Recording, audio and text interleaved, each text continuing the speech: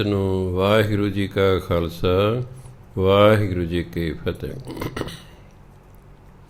ਸ਼੍ਰੀ ਗੁਰੂ ਗ੍ਰੰਥ ਸਾਹਿਬ ਦੇ ਅੰਗ ਨੰਬਰ 125 ਤੇ ਉੱਤੋਂ ਤੀਸਰੀ ਪੰਕਤੀ ਹੈ, 3 ਨੰਬਰ ਤੋਂ ਬਾਅਦ। ਤੀਸਰੇ ਪਾਤਸ਼ਾਹ ਕਹਿੰਦੇ, ਗੁਰਮੁਖ ਦੁੱਖ ਕਦੇ ਨਾ ਲੱਗੈ ਸਰੀਰ, ਗੁਰਮੁਖ ਹਉਮੈ ਚੂਕੈ ਪੀਰ, ਗੁਰਮੁਖ ਮਨ ਨਿਰਮਲ ਫਿਰ ਮੈਲ ਨ ਲਾਗੈ, ਗੁਰਮੁਖ ਸਹਿਜ ਸਮਾਵਣਿਆ। ਤੀਸਰੇ ਪਾਤਸ਼ਾਹ ਫਰਮਾਨ ਕਰਦੇ ਨੇ, ਗੁਰਮੁਖ ਦੁੱਖ ਕਦੇ ਨਾ ਲੱਗੈ ਸਰੀਰ। ਬਈ ਗੁਰਮੁਖ ਦੇ ਸਰੀਰ ਨੂੰ ਕਦੇ ਦੁੱਖ ਨਹੀਂ ਲੱਗਦਾ। ਇੱਥੇ ਦੁੱਖ ਦਾ ਭਾਵ ਇਹ ਨਹੀਂ ਵੀ ਢਿੱਡ ਪੀੜ, ਸਿਰ ਪੀੜ ਜਾਂ ਸੱਟ ਪੇਟ, ਇਹ ਨਹੀਂ। ਉਹ ਤੇ ਦੁੱਖ ਤੇ ਸਾਰਿਆਂ ਸਮੇਂ 'ਤੇ ਹੁੰਦਾ। ਇੱਥੇ ਦੁੱਖ ਦਾ ਭਾਵ ਹੈ ਵਿਸ਼ੇ ਵਿਕਾਰਾਂ ਦਾ ਦੁੱਖ, ਬੁਰਾਈਆਂ ਦਾ ਦੁੱਖ, ਕਾਮ ਕ੍ਰੋਧ ਲੋਭ ਮੋਹ ਹੰਕਾਰ ਦਾ ਦੁੱਖ। ਉਹ ਗੁਰਮੁਖ ਨੂੰ ਨਹੀਂ ਲੱਗਦਾ, ਕਿ ਗੁਰਮੁਖ ਦੇ ਉੱਤੇ ਕਾਮ ਕ੍ਰੋਧ ਲੋਭ ਮੋਹ ਹੰਕਾਰ ਅਸਰ ਨਹੀਂ ਕਰਦੇ। ਉਸ ਪੁਆਇੰਟ ਤੋਂ ਕਿ ਗੁਰਮੁਖ ਦੁੱਖ ਕਦੇ ਨਾ ਲੱਗੇ ਸਰੀਰ। ਗੁਰਮੁਖ ਦੇ ਸਰੀਰ ਨੂੰ ਕਾਮ ਕ੍ਰੋਧ ਲੋਭ ਮੋਹ ਹੰਕਾਰ ਕਾਰਨ ਕੋਈ ਦੁੱਖ ਨਹੀਂ ਲੱਗਦਾ। ਗੁਰਮੁਖ ਹਉਮੈ ਚੂਕੈ ਪੀਰ। ਚੂਕੈ ਦਾ ਖਤਮ ਹੋ ਜਾਣਾ, ਪੀਰ ਮੈਨੇ ਪੀੜ, ਦਰਦ, ਦੁੱਖ। ਗੁਰਮੁਖ ਦੇ ਅੰਦਰੋਂ ਹਉਮੈ ਦਾ ਜਿਹੜਾ ਦੁੱਖ ਹੈ ਉਹ ਖਤਮ ਹੋ ਜਾਂਦਾ ਹੈ। ਕਿ ਗੁਰਮੁਖ ਬਣਦਾ ਹੀ ਉਦੋਂ ਬੰਦਾ ਜਦੋਂ ਉਹਦੇ ਅੰਦਰੋਂ ਕਾਮ ਕ੍ਰੋਧ ਲੋਭ ਮੋਹ ਹੰਕਾਰ ਖਤਮ ਹੋ ਜਾਂਦੇ ਨੇ, ਉਦੋਂ ਗੁਰਮੁਖ ਬਣਦਾ ਅਸਲ। ਗੁਰਮੁਖ ਮਨ ਨਿਰਮਲ ਫਿਰ ਮੈਲ ਨਾ ਲਾਗੈ। ਗੁਰਮੁਖ ਦਾ ਮਨ ਨਿਰਮਲ ਹੁੰਦਾ ਹੈ, ਨਿਰਮਲ, ਮੈਲ ਤੋਂ ਰਹਿਤ, ਫਿਰ ਮੈਲ ਨਾ ਲਾਗੈ। ਗੁਰਮੁਖ ਦਾ ਮਨ ਜਦੋਂ ਇੱਕ ਵਾਰੀ ਸਾਫ਼ ਹੋ ਜਾਂਦਾ, ਇਹਨੂੰ ਦੁਬਾਰਾ ਮੈਲ ਨਹੀਂ ਲੱਗਦੀ। ਕਿ ਮੈਲ ਤਾਂ ਲੱਗਦੀ ਹੈ ਜੇ ਅਸੀਂ ਮਾੜਾ ਸੋਚੀਏ ਜਾਂ ਮਾੜਾ ਕਰੀਏ। ਕਿਸੇ ਬਾਰੇ ਮਾੜਾ ਸੋਚਣ ਨਾਲ ਵੀ ਸਾਡਾ ਮਨ ਮੈਲਾ ਹੁੰਦਾ, ਕਿਸੇ ਦਾ ਬੁਰਾ ਕਰਨ ਨਾਲ ਵੀ ਸਾਡਾ ਮਨ ਮੈਲਾ ਹੁੰਦਾ। ਗੁਰਮੁਖ ਜਿਹੜਾ ਨਾ ਕਿਸੇ ਦਾ ਮਾੜਾ ਸੋਚਦਾ ਹੈ ਅਤੇ ਨਾ ਕਿਸੇ ਦਾ ਮਾੜਾ ਕਰਦਾ, ਇਸ ਲਈ ਉਹਦੇ ਮਨ ਨੂੰ ਦੁਬਾਰਾ ਮੈਲ ਨਹੀਂ ਲੱਗਦੀ। ਗੁਰਮੁਖ ਸਹਿਜ ਸਮਾਵਣੇ। ਸਹਿਜ ਹੁੰਦੀ ਬ੍ਰਹਮ ਗਿਆਨ ਦੀ ਅਵਸਥਾ, ਜਿੱਥੇ ਜਾ ਕੇ ਭਾਵੇਂ ਦੁੱਖ ਆਓ, ਸੁੱਖ ਆਓ, ਖੁਸ਼ੀ ਆਓ, ਗਮੀ ਆਓ, ਅਮੀਰੀ ਆਓ, ਗਰੀਬੀ ਆਓ, ਮਨ ਸ਼ਾਂਤ ਰਹਿੰਦਾ ਹੈ। ਅਡੋਲ ਅਵਸਥਾ ਜਿਹੜਾ, ਉਹਨੂੰ ਸਹਿਜ ਅਵਸਥਾ ਕਹਿੰਦੇ। ਗੁਰਮੁਖ ਸਹਿਜ ਸਮਾਵਣੇ।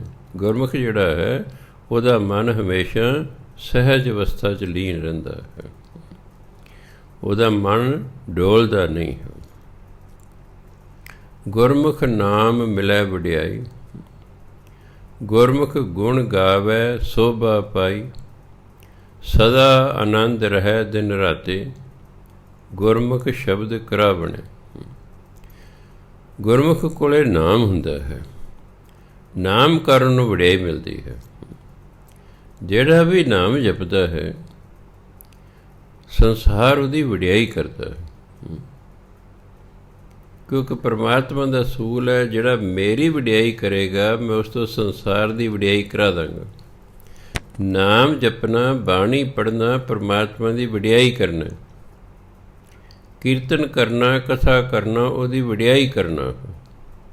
ਜਿਹੜਾ ਪਰਮਾਤਮਾ ਦੀ ਵਡਿਆਈ ਕਰਦਾ ਰਹਿੰਦਾ ਹੈ, ਪਰਮਾਤਮਾ ਸਮਾਂ ਪਾ ਕੇ ਉਹਦੀ ਵਡਿਆਈ ਕਰਾਉਂਦਾ। ਇਸ ਲਈ ਕਹਿੰਦੇ ਗੁਰਮੁਖ ਨਾਮ ਮਿਲੈ ਵਡਿਆਈ। ਗੁਰਮੁਖ ਦੇ ਕੋਲੇ ਨਾਮ ਹੁੰਦਾ ਹੈ, ਇਸ ਲਈ ਉਹਨੂੰ ਵਡਿਆਈ ਮਿਲਦੀ ਹੈ, ਲੋਕ 'ਚ ਵੀ ਪਰਲੋਕ 'ਚ ਵੀ। ਗੁਰਮੁਖ ਗੁਣ ਗਾਵੈ ਸੋਭਾ ਪਾਈ। ਗੁਰਮੁਖ ਪਰਮਾਤਮਾ ਦੇ ਗੁਣ ਗਾਉਂਦਾ ਰਹਿੰਦਾ ਅਤੇ ਉਹਨੂੰ ਫਿਰ ਸੋਭਾ ਮਿਲਦੀ ਹੈ। ਲੋਕ ਉਹਦੀ ਸੋਭਾ ਕਰਦੇ। ਸਦਾ ਆਨੰਦ ਰਹੇ ਦਿਨ ਰਾਤੀ। ਉਹ ਦਿਨ ਰਾਤ ਆਨੰਦ 'ਚ ਰਹਿੰਦਾ ਹੈ। ਕਿਉਂ? ਗੁਰਮੁਖ ਸ਼ਬਦ ਕਰਾਵਣੇ। ਸ਼ਬਦ ਹੁੰਦਾ ਪਰਮਾਤਮਾ ਦਾ ਨਾਮ ਜਪਣ ਜਿਹੜਾ ਕੰਮ ਹੈ। ਗੁਰਮੁਖ ਪਰਮਾਤਮਾ ਦਾ ਨਾਮ ਜਪਣ ਦਾ ਕੰਮ ਕਰਦਾ ਹੈ, ਇਸ ਲਈ ਸਦਾ ਹੀ ਆਨੰਦ 'ਚ ਰਹਿੰਦਾ ਹੈ, ਕਿਉਂਕਿ ਪਰਮਾਤਮਾ ਦੇ ਨਾਮ ਨੇ ਸਾਨੂੰ ਖੁਸ਼ੀ ਦੇਣੀ ਹੈ, ਸਾਨੂੰ ਆਨੰਦ ਦੇਣਾ ਹੈ। ਲੋਕ ਨਾਮ ਨਹੀਂ ਜਪਦੇ, ਇਸ ਲਈ ਵਿਚਾਰੇ ਨਿਰਾਸ਼ ਫਿਰੀ ਜਾਂਦੇ ਹਨ। ਅੱਗੇ ਕਹਿੰਦੇ, ਗੁਰਮੁਖ ਅਣ ਦਿਨ ਸ਼ਬਦੇ ਰਾਤਾ, ਗੁਰਮੁਖ ਜੁਗ ਚਾਰੇ ਹੈ ਜਾਤਾ, ਗੁਰਮੁਖ ਗੁਣ ਗਾਵੈ ਸਦਾ ਨਿਰਮਲ, ਸ਼ਬਦੇ ਭਗਤ ਕਰਾਵਣੇ। ਜਿਹੜਾ ਗੁਰਮੁਖ ਹੈ, ਅਣ ਦਿਨ ਸ਼ਬਦੇ ਰਾਤਾ, ਉਹ ਦਿਨ ਰਾਤ, ਅਣ ਦਿਨ ਦਾ ਮਤਲਬ ਦਿਨ ਰਾਤ, ਸ਼ਬਦੇ ਰਤ ਨਾਮ 'ਚ ਰੰਗਿਆ ਰਹਿੰਦਾ ਹੈ। ਉਹ ਦਿਨ ਰਾਤ ਪਰਮਾਤਮਾ ਦੇ ਨਾਮ 'ਚ ਰੰਗਿਆ ਰਹਿੰਦਾ ਹੈ। ਗੁਰਮੁਖ ਜੁਗ ਚਾਰੇ ਹੈ ਜਤ, ਗੁਰਮੁਖ ਨੂੰ ਚਾਰਾਂ ਯੁੱਗਾਂ 'ਚ ਜਾਣਿਆ ਜਾਂਦਾ ਹੈ। ਦੇਖੋ, ਪ੍ਰਹਿਲਾਦ ਹੋਇਆ, ਧਰੂ ਭਗਤ ਹੋਇਆ, ਹਾਲਾਂਕਿ ਬੱਚੇ ਸਨ, ਸਤਯੁਗ 'ਚ ਹੋਏ, ਅੱਜ ਤੱਕ ਦੁਨੀਆ ਇਹਨਾਂ ਦਾ ਨਾਮ ਯਾਦ ਕਰਦੀ ਹੈ। ਸੋ ਜਿਹੜਾ ਗੁਰਮੁਖ ਹੁੰਦਾ ਹੈ, ਉਹ ਚਾਰੇ ਯੁੱਗਾਂ 'ਚ ਜਾਣਿਆ ਜਾਂਦਾ ਹੈ। ਗੁਰਮੁਖ ਗੁਣ ਗਾਵੈ ਸਦਾ ਨਿਰਮਲ, ਗੁਰਮੁਖ ਜਿਹੜਾ ਗੁਣ ਗਾ ਗਾ ਕੇ ਸਦਾ ਨਿਰਮਲ ਰਹਿੰਦਾ ਹੈ। ਕਿਉਂਕਿ ਜਿੰਨੀ ਭਾਵੇਂ ਕਿੰਨੀ ਆਪਾਂ ਨੂੰ ਮੈਲ ਕਿਉਂ ਨਾ ਲੱਗੀ ਹੋਵੇ, ਅਗਰ ਆਪਾਂ ਇਹ ਫੈਸਲਾ ਕਰ ਲਈਏ, ਤੋਬਾ ਕਰ ਲਈਏ ਕਿ ਮੈਂ ਅੱਗੇ ਤੋਂ ਮਾੜਾ ਕਰਮ ਨਹੀਂ ਕਰਾਂਗਾ, ਅਤੇ ਫਿਰ ਅਸੀਂ ਨਾਮ ਜਪੀ ਜਾਈਏ, ਬਾਣੀ ਪੜ੍ਹੀ ਜਾਈਏ, ਜਿਹੜੀ ਮਨ ਨੂੰ ਮੈਲ ਲੱਗੇ ਹੌਲੀ ਹੌਲੀ ਲੈਣੀ ਸ਼ੁਰੂ ਹੋ ਜਾਂਦੀ। ਅਤੇ ਜਦੋਂ ਸਾਰੀ ਮੈਲ ਲਹਿ ਜਾਂਦੀ ਹੈ, ਉਦੋਂ ਪਰਮਾਤਮਾ ਪ੍ਰਗਟ ਹੋ ਜਾਂਦਾ ਹੈ। ਪਰਮਾਤਮਾ ਦੀ ਇੱਕੋ ਹੀ ਸ਼ਰਤ ਹੈ ਕਿ ਮੈਂ ਸਾਫ਼ ਥਾਂ 'ਤੇ ਪ੍ਰਗਟ ਹੋਣਾ, ਮੈਂ ਗੰਦ 'ਚ ਪ੍ਰਗਟ ਨਹੀਂ ਹੋਣਾ। ਸਾਡਾ ਮਨ ਗੰਦਾ ਹੈ, ਪਰਮਾਤਮਾ ਤੇ ਅੰਦਰ ਹੈ, ਪਰ ਗੰਦਾ ਮਨ ਹੋਣ ਕਰਕੇ ਪ੍ਰਗਟ ਨਹੀਂ ਹੁੰਦਾ। ਜਦੋਂ ਮਨ ਬਿਲਕੁਲ ਸਾਫ਼ ਹੋ ਜਾਂਦਾ ਹੈ, ਕੋਈ ਇਹ ਮਾੜਾ ਕਰਮ ਨਹੀਂ ਕਰਦਾ, ਅਤੇ ਨਾਮ ਜਪ ਜਪ ਕੇ ਪਹਿਲੀ ਮੈਲ ਲਾ ਲੈਂਦਾ, ਉਦੋਂ ਫਿਰ ਪਰਮਾਤਮਾ ਦੇ ਦਰਸ਼ਨ ਹੋ ਜਾਂਦੇ ਹਨ। ਇਸ ਲਈ ਗੁਰੂ ਮਹਾਰਾਜ, ਗੁਰਮੁਖ ਗੁਣ ਗਾਵੈ ਸਦਾ ਨਿਰਮਲ, ਭਗਤ ਸ਼ਬਦੇ ਭਗਤ ਕਰਾਵਣੇ। ਉਹ ਨਾਮ ਜਪਦਾ ਰਹਿੰਦਾ, ਜਪਦਾ ਰਹਿੰਦਾ, ਇਹੀ ਭਗਤੀ ਹੈ। ਪਰਮਾਤਮਾ ਦਾ ਨਾਮ ਜਪਣਾ ਹੀ ਭਗਤੀ ਕਰਨਾ ਹੈ। ਬਾਝ ਗੁਰੂ ਹੈ ਅੰਧ ਅੰਧਾਰਾ, ਜਮ ਕਾਲ ਗਰਠੇ ਕਰਹਿ ਪੁਕਾਰਾ, ਅਣ ਦਿਨ ਰੋਗੀ ਬਿਸ਼ਟਾ ਕੇ ਕੀੜੇ। ਬਿਸ਼ਟਾ ਹਿੰਦੀ ਦਾ ਸ਼ਬਦ ਹੈ, ਵਿਸ਼ਟਾ ਹਿੰਦੀ ਵਾਵੇ ਨਾਲ ਹੈ, ਉਹ ਤਾਂ ਪੰਜਾਬੀ 'ਚ ਬਿਸ਼ਟਾ ਬਣਾ ਲਿਆ ਹੈ। ਵਿਸ਼ਟਾ ਦੀ ਗੰਦਗੀ। ਅਣ ਦਿਨ ਰੋਗੀ ਬਿਸ਼ਟਾ ਕੇ ਕੀੜੇ, ਬਿਸ਼ਟਾ ਮਹਿ ਦੁੱਖ ਪਾਵਣੇ। ਬਾਝ ਗੁਰੂ ਹੈ ਅੰਧ ਅੰਧਾਰਾ, ਅੰਧ ਅੰਧਾਰਾ ਕੁੱਪ ਹਨੇਰਾ, ਗੁਰੂ ਤੋਂ ਬਿਨਾਂ ਅੰਦਰ ਕੁੱਪ ਹਨੇਰਾ ਹੈ। ਅੰਦਰ ਗਿਆਨ ਨੇ ਚਾਨਣ ਕਰਨਾ, ਬਾਹਰ ਚਾਨਣ ਅਤੇ ਬਲਬ ਜਿਹੜਾ ਦੀਵਾ ਵੀ ਕਰ ਸਕਦਾ ਹੈ, ਮੋਮਬੱਤੀ ਵੀ ਕਰ ਸਕਦੀ ਹੈ, ਲਾਲਟਨ ਲੈਂਪ ਵੀ ਕਰ ਸਕਦਾ ਹੈ। ਅੱਜ ਲਾਈਟ ਆ ਗਈ ਹੈ, ਬਲਬ ਟਿਊਬਾਂ ਕਰ ਸਕਦੀਆਂ ਨੇ। ਅੰਦਰ ਪਰਮਾਤਮਾ ਦਾ ਨਾਮ ਚਾਨਣ ਕਰਦਾ ਹੈ, ਨਹੀਂ ਤਾਂ ਅੰਦਰ ਕੁੱਪ ਹਨੇਰਾ ਰਹਿੰਦਾ ਹੈ। ਅੰਦਰ ਕੁੱਪ ਹਨੇਰਾ ਹੋਣ ਕਰਕੇ ਅਸੀਂ ਸ਼ੁਭ ਕਰਮ ਨਹੀਂ ਕਰਦੇ, ਕਿਉਂਕਿ ਮੈਂ ਦੇਖ ਤੁਸੀਂ ਆਪ ਸਾਰੇ ਜਾਣਦੇ ਹੋ ਕਿ ਜਿੰਨੇ ਮਾੜੇ ਲੋਕ ਨੇ, ਸਭ ਹਨੇਰੇ ਦਾ ਫਾਇਦਾ ਉਠਾਉਂਦੇ। ਚੋਰ ਜਿਹੜਾ ਚੰਨ ਚਾਨਣੀ ਰਾਤਾਂ 'ਚ ਘੱਟ ਨਿਕਲਦਾ ਚੋਰੀ ਕਰਨ, ਹਨੇਰੇ ਰਾਤਾਂ ਜ਼ਿਆਦਾ ਨਿਕਲਦਾ। ਦਿਨੇ ਘੱਟ ਚੋਰੀ ਕਰਦਾ ਹੈ, ਰਾਤ ਨੂੰ ਜ਼ਿਆਦਾ ਚੋਰੀ ਕਰਦਾ ਹੈ, ਕਿਉਂਕਿ ਹਨੇਰਾ ਹੈ। ਭੈੜੇ ਲੋਕ ਉਹਦਾ ਫਾਇਦਾ ਉਠਾਉਂਦੇ ਨੇ। ਸੋ ਗੁਰੂ ਮਹਾਰਾਜ ਕਹਿੰਦੇ, ਬਾਝ ਗੁਰੂ ਹੈ ਅੰਧ ਅੰਧਾਰਾ, ਗੁਰੂ ਤੋਂ ਬਿਨਾਂ ਤਾਂ ਅੰਦਰ ਅਗਿਆਨਤਾ ਦਾ ਹਨੇਰਾ ਹੈ, ਕੁੱਪ ਹਨੇਰਾ ਹੈ। ਜਮ ਕਾਲ ਗਰਠੇ ਕਰਹਿ ਪੁਕਾਰ। ਫਿਰ ਜਿੰਨੇ ਗੁਰੂ ਵਾਲੇ ਨਹੀਂ ਹੈਗੇ, ਗੁਰੂ ਦੇ ਆਖੇ ਨਹੀਂ ਲੱਗਦੇ, ਜਮ ਕਾਲ, ਕਾਲ ਮੌਤ ਨੂੰ ਕਹਿੰਦੇ, ਮੌਤ ਦਾ ਜਮ ਭਾਵ ਜਮ ਦੂਤ। ਗਰਠੇ ਹੁੰਦਾ ਪਕੜੇ ਹੋਏ, ਮੌਤ ਦਾ ਜਿਹੜਾ ਦੂਤ ਹੈ ਉਹਨਾਂ ਨੂੰ ਫੜ ਲੈਂਦਾ ਹੈ। ਕਰਹਿ ਪੁਕਾਰਾ, ਫਿਰ ਉਹ ਪੁਕਾਰ ਕਰਦੇ। ਬਚਾ ਲਈ ਤਰਲੇ ਕਰਦੇ ਨੇ, ਉਹ ਤਾਂ ਫਿਰ ਕੁਛ ਬਣਦਾ ਨਹੀਂ ਹੈਗਾ। ਅਣਦਿਨ ਰੋਗੀ ਬਿਸ਼ਟਾ ਕੇ ਕੀੜੇ, ਉਹ ਦਿਨ ਰਾਤ ਵਿਸ਼ੇ ਵਿਕਾਰਾਂ ਕਾਰਨ ਰੋਗੀ ਰਹਿੰਦੇ ਨੇ। ਵਿਸ਼ਟਾ ਦੇ ਕੀੜੇ ਨੇ, ਗੰਦਗੀ ਦੇ ਕੀੜੇ ਨੇ, ਕਿਉਂਕਿ ਬੁਰਾਈਆਂ ਦੇ ਵਿੱਚ ਲੱਗੇ ਰਹਿੰਦੇ ਹਨ। ਬਿਸ਼ਟਾ ਮੈਂ ਦੁੱਖ ਪਾਵਨਿਆ, ਅਤੇ ਗੰਦਗੀ 'ਚ ਰਹਿੰਦੇ ਹੋਏ ਦੁੱਖ ਪਾਉਂਦੇ ਹਨ। ਬਹੁਤ ਸਾਰੇ ਐਸੇ ਕੀੜੇ ਨੇ ਜਿਹੜੇ ਗੰਦਗੀ 'ਚ ਪੈਦਾ ਹੁੰਦੇ ਨੇ, ਗੰਦਗੀ ਹੀ ਖਾਂਦੇ ਨੇ, ਗੰਦਗੀ ਦੇ ਵਿੱਚ ਹੀ ਮਰ ਜਾਂਦੇ ਨੇ। ਬਹੁਤ ਸਾਰੇ ਲੋਕ ਨੇ ਜਿਹੜੇ ਘਟੀਆ ਜੀਵਨ 'ਚ ਪੈਦਾ ਹੋਏ, ਘਟੀਆ ਕੰਮ ਕਰਦੇ ਰਹੇ, ਘਟੀਆ ਕੰਮ ਕਰਦੇ ਹੀ ਮਰ ਗਏ। ਇਸ ਲਈ ਕਿ ਦੁੱਖ ਪਾਉਂਦੇ ਰਹੋ, ਉਹ ਤਾਂ ਗੰਦਗੀ ਦੇ ਕੀੜਿਆਂ ਵਰਗੇ ਹਨ। ਗੁਰਮੁਖ ਆਪੇ ਕਰੇ ਕਰਾਏ, ਗੁਰਮੁਖ ਹਿਰਦੈ ਉੱਠਾ ਆਪ ਆਏ। ਨਾਨਕ ਨਾਮ ਮਿਲੈ ਵਡਿਆਈ, ਪੂਰੇ ਗੁਰ ਤੇ ਪਾਵਨੇ। ਗੁਰਮੁਖ ਆਪੇ ਕਰੇ ਕਰਾਏ, ਜਿਹੜਾ ਗੁਰਮੁਖ ਹੁੰਦਾ ਹੈ ਉਹਨੂੰ ਪਤਾ ਹੁੰਦਾ ਕਿ ਪਰਮਾਤਮਾ ਆਪ ਹੀ ਕਰਨ ਵਾਲਾ ਹੈ ਅਤੇ ਆਪ ਹੀ ਕਰਾਉਣ ਵਾਲਾ ਹੈ। ਪਰਮਾਤਮਾ ਆਪ ਹੀ ਕਰਨ ਵਾਲਾ ਹੈ, ਆਪ ਹੀ ਕਰਾਉਣ ਵਾਲਾ ਹੈ। ਗੁਰਮੁਖ ਹਿਰਦੈ ਉੱਠਾ ਆਪ ਆਏ, ਪਰਮਾਤਮਾ ਗੁਰਮੁਖ ਦੇ ਹਿਰਦੇ 'ਚ ਆਪ ਆ ਕੇ ਵਸ ਜਾਂਦਾ। ਉੱਠਾ ਮੈਨੂੰ ਵਸ ਜਾਂਦਾ। ਗੁਰਮੁਖ ਦੇ ਹਿਰਦੇ 'ਚ ਪਰਮਾਤਮਾ ਆਪ ਆ ਕੇ ਵਸ ਜਾਂਦਾ ਹੈ। ਨਾਨਕ ਨਾਮ ਮਿਲੈ ਵਡਿਆਈ, ਫਿਰ ਨਾਮ ਦੇ ਰਾਹੀਂ ਇਸ ਜੀਵ ਨੂੰ ਵਡਿਆਈ ਮਿਲਦੀ ਹੈ। ਜੀਵ ਨਾਮ ਜਪਦਾ, ਫਿਰ ਵਡਿਆਈ ਮਿਲਦੀ ਹੈ।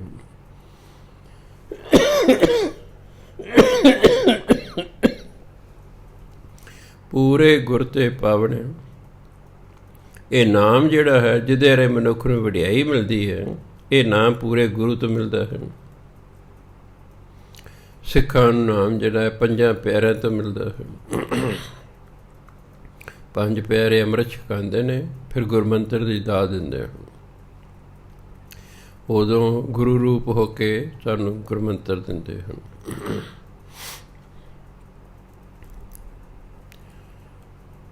ਅੱਗੇ ਕਹਿੰਦੇ ਮਾਝ ਮਹਿਲਾ ਤੀਜਾ।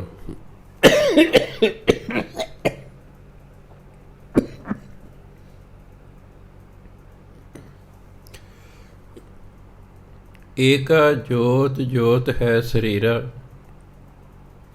ਸ਼ਬਦ ਦਿਖਾਏ ਸਤਿਗੁਰ ਪੂਰਾ।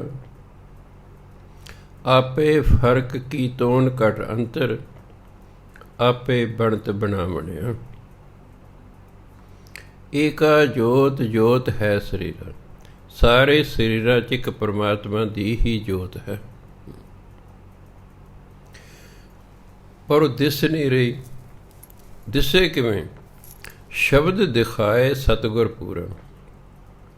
ਪੂਰਾ ਸਤਿਗੁਰ ਇਸ ਜੀਵ ਨੂੰ ਨਾਮ ਦੀ ਦਾਤ ਦਿੰਦਾ ਹੈ, ਫਿਰ ਇਹ ਜੀਵ ਨਾਮ ਜਪਦਾ ਹੈ, ਫਿਰ ਗੁਰੂ ਉਸ ਨੂੰ ਜਿਹੜਾ ਹੈ ਅੰਦਰਲੀ ਜੋਤ ਵਿਖਾਉਂਦਾ ਹੈ। ਸਾਧ ਨਾਮ ਜਪਣਾ, ਇਹ ਤਾਂ ਆਪਾਂ ਹੁਣ ਰੋਜ਼ ਗੁਰਦੁਆਰੇ ਜਾਂਦੇ ਹਾਂ। ਮਹਾਨਤਾ ਗੁਰਮੰਤਰ ਦੀ ਹੈ। ਜਿੰਨੇ ਭਗਤ ਆਪਣੇ ਨੇ ਗਰੀਬ ਵਿਚਾਰੇ ਸਨ, ਇਹਨਾਂ ਨੇ ਇੱਕ ਵਾਰੀ ਗੁਰਮੰਤਰ ਔਖੇ ਸੌਖੇ ਲੈ ਲਿਆ, ਇਹ ਤਾਂ ਮੁੜ ਕੇ ਆਪਣੇ ਗੁਰੂ ਕੋਲ ਗਏ ਹੀ ਨਹੀਂ। ਇਹ ਤਾਂ ਗੁਰੂ ਕੋਲ ਮੁੜ ਕੇ ਗਏ ਹੀ ਨਹੀਂ। ਇਹ ਤਾਂ ਗੁਰਮੰਤਰ ਦਾ ਜਾਪ ਕਰਦੇ ਰਹੇ ਕਰਦੇ ਰਹੇ ਕਰਦੇ ਰਹੇ ਕਰਦੇ ਤੇ ਅਖੀਰ ਨੂੰ ਪ੍ਰਾਪਤੀ ਕਰ ਲਈ। ਅਸੀਂ ਗੁਰਮੰਤਰ ਦਾ ਜਾਪ ਨਹੀਂ ਕਰਦੇ, ਗੁਰੂ ਕੋਲੇ ਗੇੜੇ ਲਾਉਂਦੇ ਰਹਿੰਦੇ ਹਾਂ। ਗੁਰੂ ਮਹਾਰਾਜ ਕੋਲੇ ਗੇੜੇ ਲਾਉਂਦੇ ਰਹਿੰਦੇ, ਸਵੇਰੇ ਜਾ ਸ਼ਾਮ ਨੂੰ ਜਾ, ਗੁਰਮੰਤਰ ਦਾ ਜਾਪ ਕਰਦੇ ਨਹੀਂ। ਇਸ ਸਾਡੀ ਗੱਲ ਕੋਈ ਬਣਦੀ ਨਹੀਂ ਹੈਗੀ। ਅਸੀਂ ਤਾਂ ਤਰਲੇ ਕੱਢਣ 'ਤੇ ਲੱਗੇ ਰਹਿੰਦੇ ਹਾਂ। ਗੁਰਮੰਤਰ ਦਾ ਜਾਪ ਨਹੀਂ ਕਰ, ਤਰਲੇ ਕੜੇ ਪੁੱਤਰ ਦੇ ਦਿਓ ਜੀ, ਨੌਕਰੀ ਦੇ ਦਿਓ, ਫਲਾਣਾ ਦੇ ਦਿਓ, ਇਹ ਦੇ ਦਿਓ ਜੀ, ਉਹ ਦੇ ਦਿਓ। ਉਹ ਕਿਤੋਂ ਨਾਮ ਜਪ। ਬਾਣੀ ਜੋ ਜਨ ਤੁਮਰੀ ਭਗਤ ਕਰੰਤੇ, ਤਿਨ ਕੇ ਕਾਰਜ ਸਵਾਰਥ। ਬਸ ਤਰਲੇ ਕੱਢਣ ਦੀ ਕੀ ਲੋੜ ਹੈ? ਨਾਮ ਜਪੀ ਜੋ, ਆਪੇ ਪਰਮਾਤਮਾ ਤੁਹਾਡੇ ਕਾਰਜ ਸਵਾਰੇਗਾ। ਉਹ ਕਰਨਾ ਨਹੀਂ ਹੈ, ਤਰਲੇ ਕੱਢੀ ਜਾਣੇ, ਗੇੜੇ ਜਲਾਈ ਜਾਣੇ ਗੁਰੂ ਕੋਲੇ ਵਾਰੀ ਵਾਰੀ। ਉਹ ਕਹਿੰਦੇ ਭਾਈ ਤੂੰ ਨਾਮ ਤਾਂ ਜਪਦਾ ਨਹੀਂ ਹੈ, ਉਹੀ ਗੇੜੇ 'ਚ ਲਾਈ ਜਾਂਦੇ। ਆਖਰ ਭਗਤਾਂ ਜੀਵਨ ਤੁਸੀਂ ਪੜ੍ਹ ਕੇ ਦੇਖੋ, ਕਿਤੇ ਵੀ ਨਹੀਂ ਹੁੰਦਾ ਵੀ ਰੋਜ਼ ਗੁਰੂ ਨੂੰ ਮਿਲਣ ਜਾਂਦੇ ਸੀ। ਉਹ ਉਹਨਾਂ ਵਿਚਾਰਿਆਂ ਨੂੰ ਤਾਂ ਜਿਹੜਾ ਭਗਤ ਕਬੀਰ ਵਰਗਿਆਂ ਨੇ ਤਾਂ ਆਪਣਾ ਜਿਹੜਾ ਰਾਹ 'ਚ ਲੇਟ ਕੇ ਗੁਰਮੰਤਰ ਪ੍ਰਾਪਤ ਕੀਤਾ ਸੀ। ਉਦੋਂ ਇਹਨਾਂ ਨੂੰ ਕੋਈ ਗੁਰਮੰਤਰ ਦੇਣ ਲਈ ਤਿਆਰ ਹੀ ਨਹੀਂ ਸੀ ਹੁੰਦਾ। ਇਹਨਾਂ ਫਿਰ ਕਿੱਥੇ ਜਾਣਾ ਸੀ ਰੋਜ਼ ਗੁਰੂ ਦੀ ਸੰਗਤ ਕਰਨ। ਉਹ ਨਾਮ ਜਪੀ ਗਏ, ਜਪੀ ਗਏ, ਜਪੀ ਗਏ, ਜਪੀ ਗਏ, ਪ੍ਰਾਪਤ ਕਰ ਲਿਆ। ਸੋ ਜਿਸ ਤਰੀਕੇ ਨਾਲ ਪ੍ਰਾਪਤੀ ਹੋਣੀ ਹੈ ਉਹ ਤਰੀਕਾ ਅਪਣਾਉਣਾ ਚਾਹੀਦਾ ਹੈ। ਨਿਰੇ ਗੇੜੇ ਲਾਏ ਜਾਣ ਨਾਲ ਨਹੀਂ ਗੱਲ ਬਣਦੀ ਹੁੰਦੀ ਹੈ। ਫਿਰ ਸਾਡਾ ਉਦੇਸ਼ ਨਾਮ ਜਪ ਕੇ ਕੋਈ ਪਰਮਾਤਮਾ ਦੀ ਪ੍ਰਾਪਤੀ ਨਹੀਂ ਹੈਗੀ, ਆਹ ਸੰਸਾਰਕ ਚੀਜ਼ਾਂ ਲੈਣ ਲੱਗ ਰਹੇ ਨੇ ਅਸੀਂ। ਹੁਣ ਤੁਸੀਂ ਆਪ ਸੋਚੋ ਵੀ ਜਿਹੜੇ ਦੇਸ਼ ਨਾਸਤਕ ਹਨ, ਚਾਈਨਾ ਵਰਗੇ, ਰੂਸ ਵਰਗੇ, ਹੋਰ ਕਿੰਨੇ ਦੇਸ਼ ਨੇ ਜਿਹੜੇ ਨਾਸਤਕ ਨੇ। ਕੀ ਉਹਨਾਂ ਕੋਲ ਨੌਕਰੀ ਨਹੀਂ? ਕੀ ਉਹਨਾਂ ਦੇ ਵਿਆਹ ਨਹੀਂ ਹੋਏ? ਕੀ ਉਹਨਾਂ ਦੇ ਬਾਲ ਬੱਚੇ ਨਹੀਂ? ਜੇ ਤਾਂ ਉਹਨਾਂ ਦੇ ਹੁੰਦੇ ਹੀ ਨਾ, ਫਿਰ ਤਾਂ ਅਸੀਂ ਕਹਿੰਦੇ ਹਾਂ ਜੀ, ਹਾਂ ਵੀ ਦੇਖੋ ਜੋ ਨਾਮ ਨਹੀਂ ਜਪਦੇ ਹੈਗੇ ਉਹ ਧੱਕੇ ਖਾ ਰਹੇ, ਭੁੱਖੇ ਮਰ ਰਹੇ ਨੇ। ਸਾਡੇ ਤੋਂ ਸ਼ਾਇਦ ਅਮੀਰ ਹੋਣ, ਉਹ ਸਾਡੇ ਤੋਂ ਅਮੀਰ ਨੇ, ਅਸੀਂ ਉਹਨਾਂ ਤੋਂ ਦਵਾਈਆਂ ਮੰਗਵਾਉਂਦੇ, ਫਿਰ ਤਰਲੇ ਕਰਦੇ ਸਾਨੂੰ ਦੇ ਦਿਓ ਦਵਾਈ, ਸਾਨੂੰ ਦੇ ਦਿਓ ਦਵਾਈ। ਹਾਂਜੀ, ਇਸ ਲਈ ਇਹ ਸੰਸਾਰਕ ਕੰਮਾਂ ਲਈ ਐਵੇਂ ਭੱਜ ਨੱਠ ਜੀ ਕਰਦੇ ਫਿਰਨ। ਨਾਮ ਜਪੀ ਜਾਓ, ਆਪੇ ਪਰਮਾਤਮਾ ਖੁਸ਼ ਹੋ ਕੇ, ਗੁਰੂ ਖੁਸ਼ ਹੋ ਕੇ ਤੁਹਾਨੂੰ ਦੇ ਦੇਣਗੇ। ਜਿਹੜਾ ਬੱਚਾ ਆਗਿਆਕਾਰੀ ਹੁੰਦਾ, ਮਾਂ ਪਿਓ ਤੋਂ ਨਾ ਹੀ ਮੰਗੋ। ਮਾਂ ਪਿਓ ਜਦ ਬਾਜ਼ਾਰ ਜਾਂਦੇ ਨੇ ਆਪਣੇ ਬੱਚੇ ਲਈ ਕੋਈ ਨਾ ਕੋਈ ਚੀਜ਼ ਲੈ ਆਉਂਦੇ ਨੇ ਵੀ ਬੱਚਾ ਚੰਗਾ ਭਾਈ, ਸਾਊ ਹੈ, ਆਗਿਆਕਾਰ ਹੈ, ਮਿਹਨਤੀ ਹੈ, ਕੰਮ ਕਰਦੇ ਨੇ। ਕਦੇ ਤੁਸੀਂ ਦੇਖਿਓ? ਇਸ ਤਰ੍ਹਾਂ ਪਰਮਾਤਮਾ ਦੇ ਅਸੀਂ ਬੱਚੇ ਹਾਂ, ਜੇ ਅਸੀਂ ਉਹਦੇ ਆਗਿਆਕਾਰ ਹੋਵਾਂਗੇ, ਉਹਦਾ ਨਾਮ ਜਪਾਂਗੇ, ਸ਼ੁਭ ਕਰਮ ਕਰਾਂਗੇ, ਆਪੇ ਪਰਮਾਤਮਾ ਸਾਨੂੰ ਖੁਸ਼ ਹੋ ਕੇ ਦੇਵੇਗਾ। ਜਿਹੜਾ ਕੰਮ ਕਰਨਾ ਉਹ ਕਰਨਾ ਨਹੀਂ ਹੈ ਅਤੇ ਉਹੀ ਗੇੜੇ ਜਲਾਈ ਜਾਣੇ ਬਸ। ਵੱਧ ਤੋਂ ਵੱਧ ਸਮਾਂ ਜਿਹੜਾ ਹੈ, ਠੀਕ ਆ, ਪਰ ਅਸੀਂ ਸੰਸਾਰਕ ਬੰਦੇ ਹਾਂ, ਸਾਡਾ ਆਪਣਾ ਪਰਿਵਾਰ ਹੈ, ਉਹਦੇ ਲਈ ਅਸੀਂ ਕੰਮ ਕਰਨਾ, ਕੋਈ ਕਿਰਤ ਕਰਨੀ ਹੈ। ਸਭ ਤੋਂ ਪਹਿਲਾਂ ਜ਼ਿੰਦਗੀ 'ਚ ਆਪਣੇ ਆਪ ਨੂੰ ਕਿਰਤ ਦੇ ਯੋਗ ਬਣਾਈਦਾ ਵੀ ਤੁਸੀਂ ਆਪਣਾ ਕਮਾ ਕੇ ਖਾ ਸਕੋ, ਇਸ ਦੇ ਯੋਗ ਬਣੋ। ਜਦੋਂ ਤੁਸੀਂ ਇਸ ਦੇ ਯੋਗ ਬਣ ਜਾਓ ਆਪਣਾ ਕਮਾ ਕੇ ਖਾਣ ਦੇ, ਉਸ ਤੋਂ ਬਾਅਦ ਜਿੰਨੀ ਬਾਕੀ ਲਾਈਫ ਹੈ ਵੱਧ ਤੋਂ ਵੱਧ ਬੰਦਗੀ ਕਰਕੇ ਜੀਵਨ ਸਫਲਾ ਕਰ ਲਓ। ਪਹਿਲਾਂ ਇੱਕ ਕੰਮ ਕਰੋ, ਵੱਧ ਤੋਂ ਵੱਧ ਜਿਹੜਾ ਮਿਹਨਤ ਕਰੋ, ਜਿਸ ਪਾਸੇ ਤੁਸੀਂ ਲੱਗੇ ਹੋ ਪ੍ਰਾਪਤੀ ਕਰੋ। ਨੌਕਰੀ ਕੋਈ ਕਰੋ, ਕੋਈ ਵਪਾਰ ਕਰੋ, ਕੋਈ ਆਪਣੇ ਰੁਜ਼ਗਾਰ ਦਾ ਪ੍ਰਬੰਧ ਕਰ ਲਓ, ਤਾਂ ਸਾਨੂੰ ਕਾਲ ਦੀ ਰੋਟੀ ਦਾ ਚਿੰਤਾ ਨਾ ਰਹੇ। ਭਜਨ ਬੰਦਗੀ ਚਿੰਤਾ 'ਚ ਨਹੀਂ ਹੋਇਆ ਕਰਦੀ। ਮੰਨ ਲਓ ਮੈਨੂੰ ਸਵੇਰ ਦੀ ਰੋਟੀ ਦਾ ਫਿਕਰ ਲੱਗਾ ਅਤੇ ਮੇਰੇ ਤੋਂ ਵਾਹਿਗੁਰੂ ਵਾਹਿਗੁਰੂ ਨਹੀਂ ਨਿਕਲ ਸਕਦਾ। ਭੁੱਖੇ ਭਗਤਨ ਕੀਜੈ ਜਾਂ ਮਾਲਾ ਆਪਣੀ ਲੀਜੈ। ਭੁੱਖਿਆਂ ਤੋਂ ਭਗਤੀ ਨਹੀਂ ਹੋਇਆ ਕਰਦੀ। ਬਹੁਤਾ ਰੱਜਾ ਬੰਦਾ ਭਗਤੀ ਨਹੀਂ ਕਰਦਾ ਹੈਗਾ। ਮੈਂ ਦੇਖਿਆ ਜੇ ਤੁਸੀਂ ਜ਼ਿਆਦਾ ਰੋਟੀ ਖਾ ਲੋਗੇ ਤੁਹਾਨੂੰ ਤੁਸੀਂ ਪੜ੍ਹ ਨਹੀਂ ਸਕਦੇ, ਨੀਂਦ ਆਵੇਗੀ। ਜ਼ਿਆਦਾ ਰੱਜਿਆ ਬੰਦਾ ਕਹਿੰਦਾ ਮੈਨੂੰ ਤਾਂ ਰੱਬ ਦੀ ਲੋੜ ਹੀ ਨਹੀਂ, ਮੇਰੇ ਕੋਲ ਤਾਂ ਸਭ ਕੁਛ ਹੈ, ਮੈਂ ਕੀ ਕਰਾਉਣਾ ਰੱਬ ਤੋਂ। ਉਹ ਸਮਝਦਾ ਪਤਾ ਨਹੀਂ ਰੱਬ ਦੇ ਇਸ ਲਈ ਚਾਹੀਦਾ, ਚੀਜ਼ਾਂ ਚਾਹੀਦੀਆਂ ਨੇ, ਉਹ ਇਹ ਸਮਝਦਾ। ਉਹ ਸਮਝਦਾ ਰੱਬ ਦੀ ਭਗਤੀ ਲੋਕ ਚੀਜ਼ਾਂ ਕਾਰਨ ਕਰਦੇ ਨੇ। ਉਹ ਅਗਲਾ ਮੇਰੇ ਕੋਲ ਸਭ ਕੁਛ ਹੈ, ਮੈਂ ਕੀ ਲੈਣਾ ਰੱਬ ਤੋਂ। ਅਸੀਂ ਮੁੱਢੋਂ ਹੀ ਗਲਤ ਹਾਂ। ਅਸੀਂ ਤਾਂ ਪਰਮਾਤਮਾ ਦੀ ਭਗਤੀ ਪਰਮਾਤਮਾ ਨੂੰ ਪ੍ਰਾਪਤ ਕਰਨ ਲਈ ਕਰਨੀ, ਤਾਂ ਜੋ ਅਸੀਂ ਜੰਮਣ ਮਰਨ ਦੇ ਚੱਕਰ ਤੋਂ ਰਹਿਤ ਹੋ ਜਾਈਏ। ਐਵੇਂ ਦੁੱਖ ਭੁੱਗ ਜਿਹਨੇ ਜ਼ਿੰਦਗੀ 'ਚ ਆ ਕੇ ਕਦੇ ਕਿਸੇ ਕਦੇ ਕਿਸੇ ਕਦੇ ਕਿਸੇ 'ਚ। ਸਾਨੂੰ ਆਪਣੇ ਬਿਲਕੁਲ ਜ਼ਿੰਦਗੀ 'ਚ ਕਲੀਅਰ ਹੋਣਾ ਚਾਹੀਦਾ ਅਸੀਂ ਕੀ ਕਰਨਾ ਹੈ। ਅਤੇ ਬਾਣੀ ਇਹ ਦਿਨ ਰਾਤ ਸਾਨੂੰ ਦੱਸਦੀ ਰਹਿੰਦੀ ਹੈ। ਸੋ ਗੁਰੂ ਮਹਾਰਾਜ ਕਹਿੰਦੇ ਏਕਾ ਜੋਤ ਜੋਤ ਹੈ ਸਰੀਰਾ, ਸ਼ਬਦ ਦਿਖਾਏ ਸਤਿਗੁਰ ਪੂਰਾ। ਸਾਰੇ ਸਰੀਰਾਂ 'ਚ ਇੱਕ ਪਰਮਾਤਮਾ ਦੀ ਜੋਤ ਹੀ ਹੈ। ਉਹ ਪੂਰਾ ਗੁਰੂ ਇਹ ਸ਼ਬਦ ਰਾਹੀਂ, ਇਸ ਨਾਮ ਰਾਹੀਂ ਉਹ ਸਾਨੂੰ ਜੋਤ ਵਿਖਾ ਸਕਦਾ ਹੈ। ਪੂਰੇ ਗੁਰੂ ਨੇ ਸਾਨੂੰ ਗੁਰਮੰਤਰ ਦਿੱਤਾ, ਮਿਹਨਤ ਤਾਂ ਅਸੀਂ ਕਰਨੀ ਹੈ। ਹੁਣ ਟੀਚਰ ਪੜ੍ਹਾਉਂਦਾ ਹੈ, ਟੀਚਰ ਨੇ ਸਾਡੀ ਥਾਂ 'ਤੇ ਥੋੜ੍ਹੇ ਪੜ੍ਹਨਾ। ਟੀਚਰ ਨੇ ਪੜ੍ਹਾਤਾ ਅੱਗੇ ਤਾਂ ਬੱਚੇ ਦਾ ਕੰਮ ਹੈ ਉਸ ਨੂੰ ਸਮਝਣਾ, ਉਸ ਨੂੰ ਯਾਦ ਕਰਨਾ, ਤਿਆਰੀ ਕਰਨਾ। ਟੀਚਰ ਨੇ ਤਾਂ ਨਹੀਂ ਬੱਚੇ ਦੀ ਥਾਂ 'ਤੇ ਬਹਿਣਾ ਇਮਤਿਹਾਨ 'ਚ। ਗੁਰੂ ਨੇ ਸਾਨੂੰ ਦਿੱਤਾ ਗੁਰਮੰਤਰ, ਲਓ ਵੀ ਸਜੋ ਇਹਦਾ ਕਰੋ ਜਾਪ, ਨਾਲ ਜਿਹੜਾ ਮਾੜਾ ਨਹੀਂ ਕਿਸੇ ਦਾ ਕਰਨਾ, ਸ਼ੁਭ ਕਰਮ ਕਰੋ ਆ ਨਾਮ ਜਪੀ ਜਾਓ, ਬਸ ਸਮਾਂ ਪਾ ਕੇ ਆਪੇ ਪ੍ਰਾਪਤੀ ਹੋ ਜਾਏਗੀ।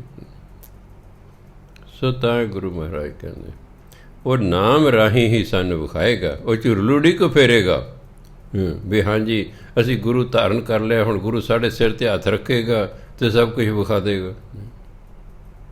ਇਸ ਤਰ੍ਹਾਂ ਨਹੀਂ, ਮਿਹਨਤ ਕਰਨੀ ਪੈਂਦੀ ਹੈ। ਇਹ ਕਈ ਜਨਮ ਲਾਉਣੇ ਪੈਂਦੇ ਨੇ, ਲੱਗੇ ਰਹਿਣਾ ਹੁੰਦਾ ਹੈ। ਜਿਹੜਾ ਲੱਗਾ ਉਹ ਸਮਾਂ ਪਾ ਕੇ ਪ੍ਰਾਪਤ ਕਰ ਹੀ ਲੈਂਦਾ। ਕਦੇ ਨਹੀਂ ਕਹੀਦਾ ਬਸ ਬਹੁਤ ਹੋ ਗਿਆ ਹੈ।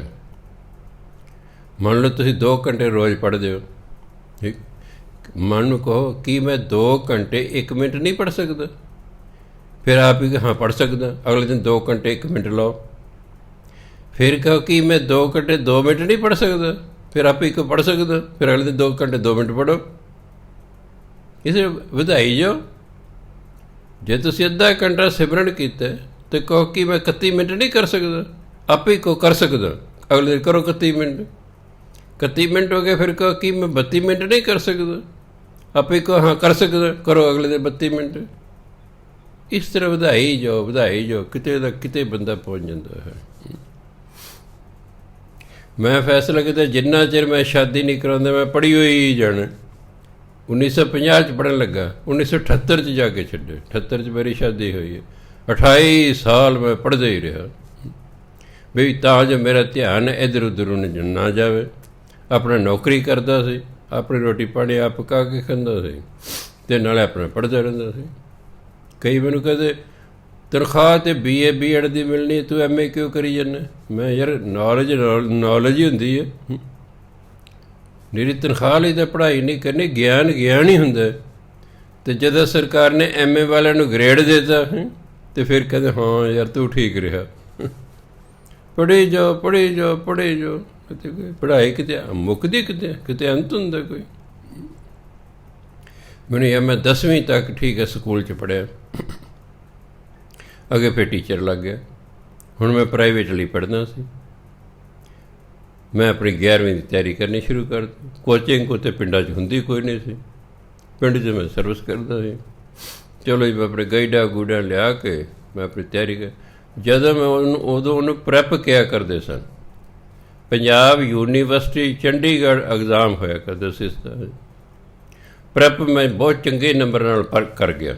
ਬਸ ਫਿਰ ਮੈਨੂੰ ਹੋ ਗਿਆ ਕੌਨਫੀਡੈਂਸ ਵੀ ਜੈਮਲ ਸਿੰਘ ਜੇ ਤੂੰ 11ਵੀਂ ਪ੍ਰਾਈਵੇਟਲੀ ਕਰ ਸਕਦਾ ਤੂੰ 12ਵੀਂ ਵੀ ਕਰ ਸਕਦਾ। ਫਿਰ 12ਵੀਂ ਕਰ ਲਈ ਮੈਂ, ਜੇ ਤੂੰ 12ਵੀਂ ਕਰ ਤੂੰ 13ਵੀਂ ਵੀ ਕਰ ਸਕਦਾ। ਇਹੀ ਕਰੀ ਗਿਆ। ਇੱਕ MA ਕਰ ਲਈ ਮੈਂ, ਜੈਮਲ ਸਿੰਘ ਤੂੰ ਇੱਕ MA ਕਰ ਦੂਜੀ ਵੀ ਕਰ ਸਕਦਾ। ਫਿਰ ਮੈਂ ਦੂਜੀ ਕਰ ਲਈ। ਮੈਂ ਜੇ ਤੂੰ ਦੂਜੀ ਕਰਦੇ ਤੂੰ ਤੀਜੀ ਵੀ ਕਰ ਸਕਦਾ। ਫਿਰ ਮੈਂ ਤੀਜੀ ਕਰ ਲਈ, BEd ਕਰ ਲਈ, MEd ਕਰ ਲਈ, ਲੱਗਾ ਰਿਹਾ। ਫਿਰ ਸ਼ਾਦੀ ਹੋ ਗਈ। ਮੈਂ ਹੁਣ ਭਜਨ ਬੰਦਗੀ ਕਰਦੇ ਜੇ ਪੜ੍ਹਾਈ ਤਾਂ ਬਥੇਰੀ ਕਿ ਹੁਣ ਭਜਨ ਬੰਦਗੀ ਕਰ। ਫਿਰ ਇੱਧਰਲੇ ਪਾਸੇ ਨੂੰ ਲੱਗੇ ਰਹਿਣਾ ਚਾਹੀਦਾ ਜ਼ਿੰਦਗੀ, ਤਾਂ ਜੇ ਅਸੀਂ ਅਵਾਰਾਗਰਦੀ ਕਰਨ ਨੂੰ ਸਾਨੂੰ ਟਾਈਮ ਹੀ ਨਹੀਂ ਲੱਗੇ। ਵਿਹਲਾ ਬੰਦਾ ਤਾਂ ਅਵਾਰਾਗਰਦੀ ਕਰੇਗਾ ਹੀ ਕਰੇਗਾ। ਜਿੰਨਾ ਕੋਈ ਲੜਕਾ ਲੜਕੀ ਘਰੋਂ ਜ਼ਿਆਦਾ ਬਾਹਰ ਰਹੂਗਾ ਉਹ ਵਿਗੜੇਗਾ ਹੀ ਵਿਗੜੇਗਾ, ਉਹ ਵਿਗੜੇਗੀ। ਜਿਹੜੇ ਲੋਕ ਬਾਹਰ ਜ਼ਿਆਦਾ ਸਮਾਂ ਲਾਉਂਦੇ ਨੇ ਘਰ ਤੋਂ, ਬੱਚਿਆਂ ਦਾ ਖਿਆਲ ਰੱਖਿਆ ਕਰੋ ਵੀ ਕਿੱਥੇ ਫਿਰਦੇ ਰਹਿੰਦੇ ਨੇ। ਇਹ ਰਾਤ ਤੁਹਾਡਾ ਬੱਚਾ ਰਾਤ ਨੂੰ 11 ਵਜੇ ਤੱਕ ਬਾਹਰ ਹੀ ਫਿਰਦਾ ਰਹੇ। ਇਹ ਤੁਸੀਂ ਖਿਆਲ ਰੱਖਣਾ ਆਪਣੇ ਬੱਚਿਆਂ ਦਾ। ਬੱਚੇ ਦਾ ਹੁੰਦੇ ਉਮਰ ਐਸੀ ਹੁੰਦੀ ਹੈ, ਇਹਨਾਂ ਨੇ ਇੰਨੀ ਸੋਝੀ ਨਹੀਂ ਹੁੰਦੀ। ਸੋ ਇਸ ਲਈ ਲੱਗੇ ਰਹਿਣਾ ਹੁੰਦਾ ਹੈ। ਗੁਰੂ ਮਹਾਰਾਜ ਕਹਿੰਦੇ ਏਕਾ ਜੋਤ ਹੈ ਸਰੀਰਾ, ਸ਼ਬਦ ਦਿਖਾਏ ਸਤਿਗੁਰ ਪੂਰਾ। ਜੋਤ ਸਾਰੇ ਸਰੀਰਾਂ 'ਚ ਹੈ, ਪਰ ਗੁਰੂ ਨਾਮ ਦੀ ਦਾਤ ਦੇ ਕੇ ਫਿਰ ਵਿਖਾਉਂਦਾ। ਆਪੇ ਫਰਕ ਕੀਤੋਂ ਘਟ ਅੰਤਰ। ਸਾਰੇ ਸਰੀਰਾਂ 'ਚ ਫਰਕ ਪਰਮਾਤਮਾ ਨਹੀਂ ਪਾਇਆ। ਕਹਿੰਦੇ ਕੋਈ ਨਾ ਕਿਸੇ ਹੀ ਜਿਹਾ। ਦੇਖੋ ਸਾਰਿਆਂ ਨੂੰ ਉਹੀ ਅੰਗ ਲੱਗੇ, ਨੱਕ ਲੱਗਾ, ਅੱਖਾਂ ਲੱਗੀਆਂ ਨੇ, ਮੂੰਹ ਲੱਗਾ, ਹੱਥ ਲੱਗੇ ਨੇ, ਪੈਰ ਲੱਗੇ ਨੇ, ਪਰ ਹਰ ਇੱਕ ਦੇ ਵਿੱਚ ਥੋੜ੍ਹਾ ਬਹੁਤਾ ਫਰਕ ਹੈ। ਦੋ ਇੱਕੋ ਜਿਹੇ ਨਹੀਂ ਹੁੰਦੇ, ਜੋੜੇ ਭਰਾਵਾਂ ਨੂੰ ਛੱਡ ਕੇ। ਬਾਕੀ ਜ਼ਰੂਰ ਥੋੜ੍ਹਾ ਬਹੁਤਾ ਫਰਕ ਹੁੰਦਾ ਹੈ। ਕਰੋੜਾਂ ਜੀਵ ਪਰਮਾਤਮਾ ਨੇ ਪੈਦਾ ਕੀਤੇ ਹੁਣ 700 ਕਰੋੜ ਤੋਂ ਵੱਧ ਦੀ ਆਬਾਦੀ ਸੰਸਾਰ ਦੀ ਹੈ, ਕੋਈ ਕਿਸੇ ਨਾਲ ਨਹੀਂ ਮਿਲਦਾ ਹੈਗਾ। ਫਰਕ ਉਹਨੇ ਆਪ ਹੀ ਰੱਖਿਆ ਹੋਇਆ, ਆਪੇ ਫਰਕ ਕੀਤੋਂ ਘਾਟਾਂ ਤੇ ਘਾਟ ਸਰੀਰ ਨੂੰ ਕਹਿੰਦੇ, ਸਰੀਰਾਂ 'ਚ ਉਸਨੇ ਹੀ ਫਰਕ ਰੱਖਿਆ ਹੋਇਆ ਹੈ। ਆਪੇ ਬਣਤ ਬਣਾਵਣੇ, ਸਾਡੇ ਸਰੀਰਾਂ ਦੀ ਬਣਤਰ ਵੀ ਤਾਂ ਉਸੇ ਨੇ ਬਣਾਈ ਹੈ, ਉਸੇ ਨੇ ਬਣਾਈ। ਘੁਮਿਆਰ ਹੈ, ਭਾਂਡੇ ਬਣਾਉਂਦਾ ਚੱਕਦਾ, ਭਾਂਡੇ ਬਣ ਗਏ। ਜ਼ਰੂਰੀ ਨਹੀਂ ਕਿ ਸਾਰੇ ਵਧੀਆ ਬਣਨ। ਫਿਰ ਉਹ ਜੇ ਪਕਾਉਣ 'ਤੇ ਲਾਉਂਦਾ ਹੈ, ਤੁਸੀਂ ਕਦੇ ਭੱਠੇ 'ਤੇ ਜਾਇਓ, ਇੱਟਾਂ ਤੁਹਾਨੂੰ ਨੇ, ਉੱਥੇ ਕੱਚੀਆਂ ਇੱਟਾਂ ਵੀ ਪਈਆਂ ਮਿਲਣਗੀਆਂ ਤੁਹਾਨੂੰ, ਉੱਥੇ ਪਿੱਲੀਆਂ ਇੱਟਾਂ ਵੀ ਪਈਆਂ ਮਿਲਣਗੀਆਂ, ਉੱਥੇ ਖੰਗਰ ਇੱਟਾਂ ਵੀ ਪਈਆਂ ਮਿਲਦੀਆਂ ਜਿਹੜੇ ਲੋੜ ਤੋਂ ਵੱਧ ਜਿਹਨਾਂ ਨੂੰ ਸੇਕ ਲੱਗ ਗਿਆ। ਕੁਛ ਵਧੀਆ ਇੱਟਾਂ ਮਿਲਦੀਆਂ। ਭੱਠਾ ਉਹੀ ਹੈ, ਬਣਾਉਣ ਵਾਲਾ ਵੀ ਉਹੀ ਹੈ, ਪਰ ਫਿਰ ਫਰਕ ਪੈ ਗਿਆ ਇੱਟਾਂ 'ਚ। ਇਸ ਤਰ੍ਹਾਂ ਸਰੀਰਾਂ 'ਚ ਫਰਕ ਪੈਂਦਾ ਹੈ, ਕਿਉਂਕਿ ਆਪ ਹੀ ਬਣਤਰ ਬਣਾਉਣ ਵਾਲਾ ਹੈ। ਹੋਂ ਵਾਰੀ ਜੀਓ ਵਾਰੀ, ਹਰ ਸੱਚੇ ਕੇ ਗੁਣ ਗਾਵਣੇ।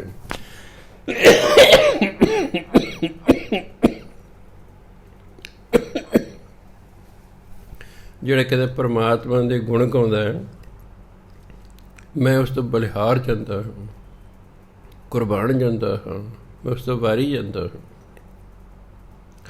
ਬਾਜ ਗੁਰੂ ਕੋ ਸਹਿਜ ਨਾ ਪਾਏ, ਗੁਰਮੁਖ ਸਹਿਜ ਸਮਾਵਣੇ।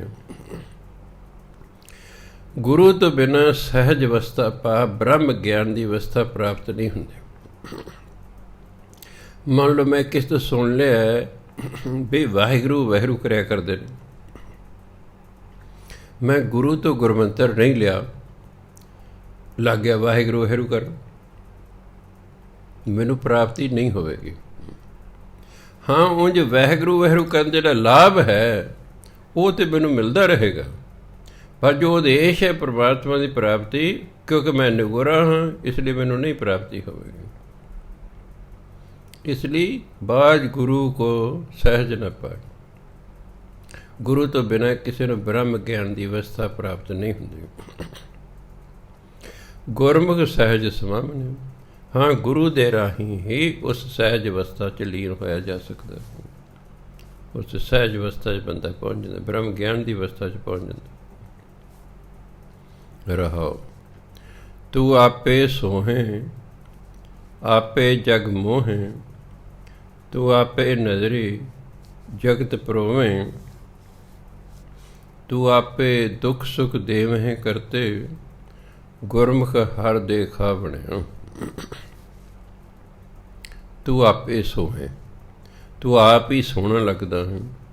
ਆਪ ਪਰਮਾਤਮਾ ਦੇਖੋ ਕੁਦਰਤ ਬਣਾਈ ਹੈ, ਕਿੰਨੀ ਸੁੰਦਰ ਕੁਦਰਤ ਹੈ। ਇਹ ਤਾਂ ਦੇਖਣ ਵਾਲੀ ਅੱਖ ਚਾਹੀਦੀ ਹੈ। ਮੈਂ ਨੰਗਲ ਸਰਵਿਸ ਕਰਦਾ ਸੀ, ਇੱਕ ਬੰਦਾ ਪਹਿਲਾਂ ਨੰਗਲ ਸਰਵਿਸ ਕਰਕੇ ਆਇਆ ਸੀ। ਕਹਿੰਦੇ ਕਿੱਥੇ ਸਰਵਿਸ ਕਰਦੇ? ਮੈਂ ਜੀ ਨੰਗਲ। ਕਦੋਂ? ਉੱਥੇ ਕੀ ਹੈ? ਪੱਥਰਾਂ 'ਚ ਪਾਣੀ ਹੈ। ਮੈਂ ਦੱਸੋ, ਲੋਕ ਪਹਾੜਾਂ ਨੂੰ ਵੇਖਣ ਜਾਂਦੇ ਨੇ, ਦਰਿਆਵਾਂ ਨੂੰ ਵੇਖਣ ਜਾਂਦੇ ਨੇ, ਇਹ ਕਦੋਂ? ਉੱਥੇ ਕੀ ਹੈ? ਪੱਥਰ 'ਚ ਪਾਣੀ ਹੈ। ਅੰਦਰ ਦੇਖਣ ਵਾਲੀ ਅੱਖ ਹੀ ਨਹੀਂ ਹੈਗੀ। ਇਸ ਲਈ ਉਹ ਅੱਖ ਵੀ ਤਾਂ ਚਾਹੀਦੇ ਨਾ ਕੁਦਰਤ ਨੂੰ ਵੇਖਣ ਵਾਲੇ। ਜੇ ਤੁਸੀਂ ਬਹੁਤ ਸੁੰਦਰ ਫੁੱਲ ਵੇਖਿਆ, ਅਗਰ ਤੁਸੀਂ ਵਾਕਈ ਕੁਛ ਅਵਸਥਾ ਤੁਸੀਂ ਫੁੱਲ ਵੇਖਦੇ ਵੇਖਦੇ ਜਿਸ ਨੇ ਫੁੱਲ ਬਣਾਇਆ ਉੱਥੋਂ ਤੱਕ ਪਹੁੰਚ ਜਾਓਗੇ ਵੀ ਯਾਰ ਜਿਹਦਾ ਫੁੱਲ ਇੰਨਾ ਸੋਹਣਾ ਹੈ ਉਹ ਆਪ ਵੀ ਤਾਂ ਸੋਹਣਾ ਹੋਵੇਗਾ ਨਾ। ਉਹ ਆਪ ਕਿੰਨਾ ਸੋਹਣਾ ਹੋਵੇਗਾ ਜਿਸ ਨੇ ਇੰਨਾ ਸੋਹਣਾ ਫੁੱਲ ਬਣਾਇਆ। ਜੇ ਕੋਈ ਬੱਚਾ ਬਹੁਤ ਸੋਹਣਾ ਹੈ, ਤੁਸੀਂ ਅੰਦਾਜ਼ਾ ਲਾਉਂਦੇ ਇਹਦੇ ਮਾਂ ਪਿਓ ਸੋਹਣੇ ਹੋਣਗੇ, ਤਾਂ ਹੀ ਇਹ ਸੋਹਣੇ ਨਾ। ਕੁਦਰਤ ਦੀ ਸੁੰਦਰਤਾ ਵੇਖ ਕੇ ਅਸੀਂ ਅੰਦਾਜ਼ਾ ਲਾਉਂਦੇ ਹਾਂ ਕਿ ਜਿਸ ਨੇ ਇੰਨੀ ਸੁੰਦਰ ਕੁਦਰਤ ਬਣਾਈ ਹੈ ਉਹ ਆਪ ਕਿੰਨਾ ਸੁੰਦਰ ਹੋਵੇਗਾ। ਇਸ ਲਈ ਪਰਮਾਤਮਾ ਆਪ ਸੋਹਣਾ ਲੱਗਦਾ ਹੈ। ਆਪੇ ਜਗ ਮੋਹੇ, ਅਤੇ ਤੂੰ ਸੰਸਾਰ ਨੂੰ ਆਪਣੀ ਸੁੰਦਰਤਾ ਨਾਲ ਮੋਹ ਰਿਹਾ ਹੈ। ਕਿਉਂਕਿ ਜਿੱਥੇ ਅਸੀਂ ਸੁੰਦਰਤਾ ਵੇਖਦੇ ਸਾਡਾ ਮਨ ਮੋਹਿਆ ਜਾਂਦਾ ਹੈ। ਸੁੰਦਰਤਾ ਨੂੰ ਵਾਰੀ ਵਾਰੀ ਵੇਖਣ ਨੂੰ ਜੀਅ ਕਰਦਾ ਹੈ। ਭੈੜੀ ਚੀਜ਼, ਕਰੂਪ ਚੀਜ਼, ਬਦਸ਼ਕਲ ਚੀਜ਼ ਨੂੰ ਵੇਖਣ ਨੂੰ ਵਾਰੀ ਵਾਰੀ ਜੀਅ ਨਹੀਂ ਕਰਦਾ। ਸੁੰਦਰ ਚੀਜ਼ ਨੂੰ ਵਾਰੀ ਵਾਰੀ ਵੇਖਣ ਨੂੰ ਜੀਅ ਕਰਦਾ, ਬੰਦੇ ਦਾ ਮਨ ਮੋਹਿਆ ਜਾਂਦਾ। ਤੂੰ ਆਪੇ ਨਦਰੀ ਜਗਤ ਪਰੋਵੇਂ, ਨਦਰੀ ਦੇ ਕਿਰਪਾ ਦ੍ਰਿਸ਼ਟੀ ਨਾਲ ਤੂੰ ਆਪਣੀ ਕਿਰਪਾ ਦ੍ਰਿਸ਼ਟੀ ਦੇ ਸਾਰੇ ਜਗਤ ਨੂੰ ਆਪਣੇ ਸੂਤਰ ਰੂਪੀ ਧਾਗੇ 'ਚ ਪਰੋ ਰੱਖਿਆ। ਇਸ ਸੰਸਾਰ ਨੂੰ ਤੂੰ ਪਰੋ ਰੱਖਿਆ, ਕਾਬੂ ਕੀਤਾ ਹੋਇਆ ਹੈ। ਜਿਵੇਂ ਫੁੱਲ ਅੱਡ ਅੱਡ ਹੁੰਦੇ ਨੇ, ਜਦੋਂ ਆਪਾਂ ਉਸ ਨੂੰ ਧਾਗੇ ਨਾਲ ਪਰੋ ਦੇਣਾ ਹਾਰ ਬਣ ਜਾਂਦੇ ਨਾ, ਇਸ ਤਰ੍ਹਾਂ ਸਾਰੇ ਜਗਤ ਨੂੰ ਪਰੋਇਆ ਹੋਇਆ ਹੈ, ਆਪਣੇ ਨਾਲ ਜੋੜਿਆ ਹੋਇਆ ਹੈ। ਤੂੰ ਆਪੇ ਦੁੱਖ ਸੁੱਖ ਦੇਵੇਂ ਕਰਤੇ, ਹੇ ਪਰਮਾਤਮਾ ਜੀਵਾਂ ਨੂੰ ਦੁੱਖ ਦੇਣ ਵਾਲਾ ਵੀ ਤੂੰ ਹੀ ਅਤੇ ਸੁੱਖ ਦੇਣ ਵਾਲਾ ਵੀ ਤੂੰ ਹੀ। ਸੋ ਇਹ ਜੇ ਦੁੱਖ ਸੁੱਖ ਸਾਨੂੰ ਮਿਲਦੇ ਨੇ ਪਰਮਾਤਮਾ ਦੇ ਹੁਕਮ ਨਾਲ ਮਿਲਦੇ ਨੇ। ਹੁਣ ਕਈ ਵਾਰ ਬੰਦਾ ਸੋਚਦਾ ਵੀ ਪਰਮਾਤਮਾ ਲੋਕਾਂ ਨੂੰ ਦੁੱਖ ਦਿੰਦਾ, ਉਹ ਕਾਹਦਾ ਪਰਮਾਤਮਾ ਹੋਇਆ? ਮੰਨ ਲਓ ਮੈਂ ਕਿਸੇ ਨੂੰ ਦੁੱਖ ਦਿੰਦਾ ਤਾਂ ਮੈਂ ਕਾਹਦਾ ਗੁਰਮੁਖ ਹੋਇਆ? ਨਹੀਂ, ਉਹ ਸਾਡੇ ਕਰਮਾਂ ਨੂੰ ਵੇਖ ਕੇ ਸਾਡੇ ਦੁੱਖ ਸੁੱਖ ਲਿਖਦਾ। ਕਈ ਅਸੀਂ ਐਸੇ ਕਰਮ ਕੀਤੇ ਜਿਸ ਨਾਲ ਲੋਕਾਂ ਨੂੰ ਦੁੱਖ ਦਿੱਤਾ ਹੁੰਦਾ, ਉਹ ਸਾਡੀ ਜ਼ਿੰਦਗੀ ਦੁੱਖ ਲਿਖ ਦਿੰਦਾ ਵੀ ਤੂੰ ਦਿੱਤਾ ਲੈ ਦੁੱਖ ਭੋਗ। ਹੁਣ ਜਿਨ੍ਹਾਂ ਕਰਮਾਂ ਨਾਲ ਅਸੀਂ ਕਿਸੇ ਨੂੰ ਸੁੱਖ ਦਿੱਤਾ ਹੈ, ਉਹ ਸਾਡੀ ਜ਼ਿੰਦਗੀ ਸੁੱਖ ਲਿਖ ਦੇ ਦਿੰਦੇ ਵੀ ਤੂੰ ਲੋਕਾਂ ਨੂੰ ਸੁੱਖ ਦਿੱਤਾ ਤੂੰ ਤੇ ਲੋਕ ਤੈਨੂੰ ਸੁੱਖ ਦੇਣਗੇ। ਜਿਵੇਂ ਆਪਾਂ ਕਿਸੇ ਲਈ ਕੁਛ ਕਰੀਏ ਤਾਂ ਹੀ ਦੂਜਾ ਸਾਡੇ ਲਈ ਕਰੇਗਾ ਨਾ। ਮੈਂ ਸੰਗਤ ਲਈ ਕੁਛ ਵੀ ਨਾ ਕਰਾਂ ਤੇ ਉਂਝ ਕਰ ਸੰਗਤ ਮੇਰਾ ਸਤਿਕਾਰ ਕਰੇ, ਸੰਗਤ ਮੇਰੀ ਸੇਵਾ ਕਰੇ, ਇਸ ਤਰ੍ਹਾਂ ਨਹੀਂ ਹੋਇਆ ਕਰਦਾ।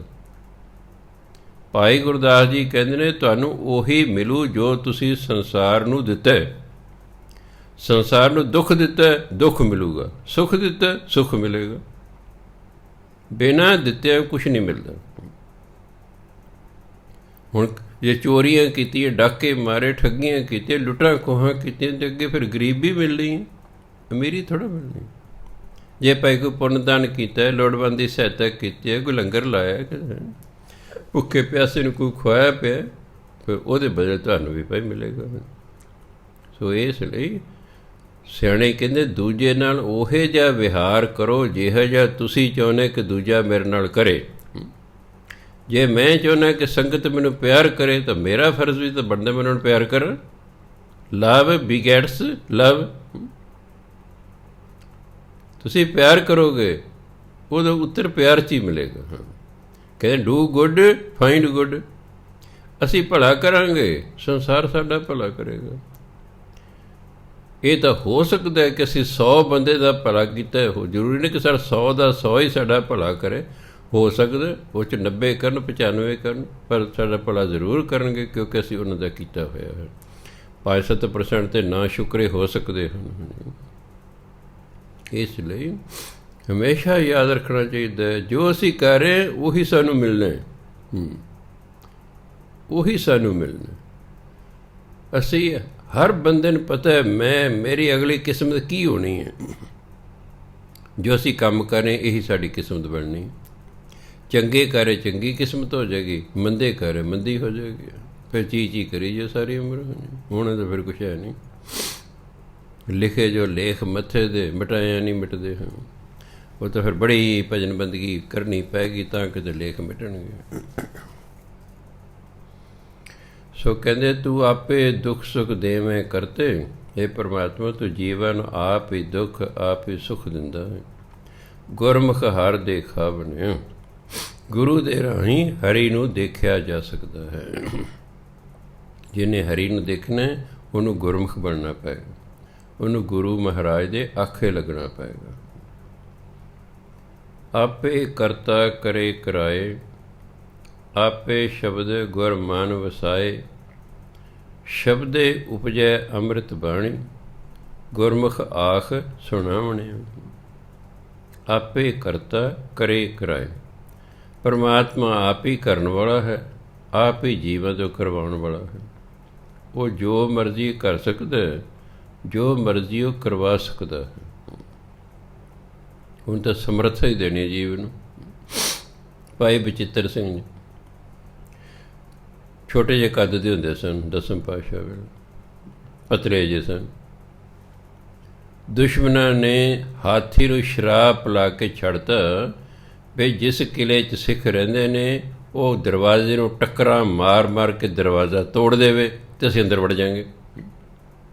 ਸੂਈਏ ਨੇ ਆ ਕੇ ਦਸਮ ਪਾਤਸ਼ਾਹ ਨੂੰ ਦੱਸਿਆ ਜੀ ਉਹਨਾਂ ਦੀ ਆਹ ਸਕੀਮ ਹੈ, ਉਹ ਹਾਥੀ ਭੇਜ ਰਹੇ ਹਨ।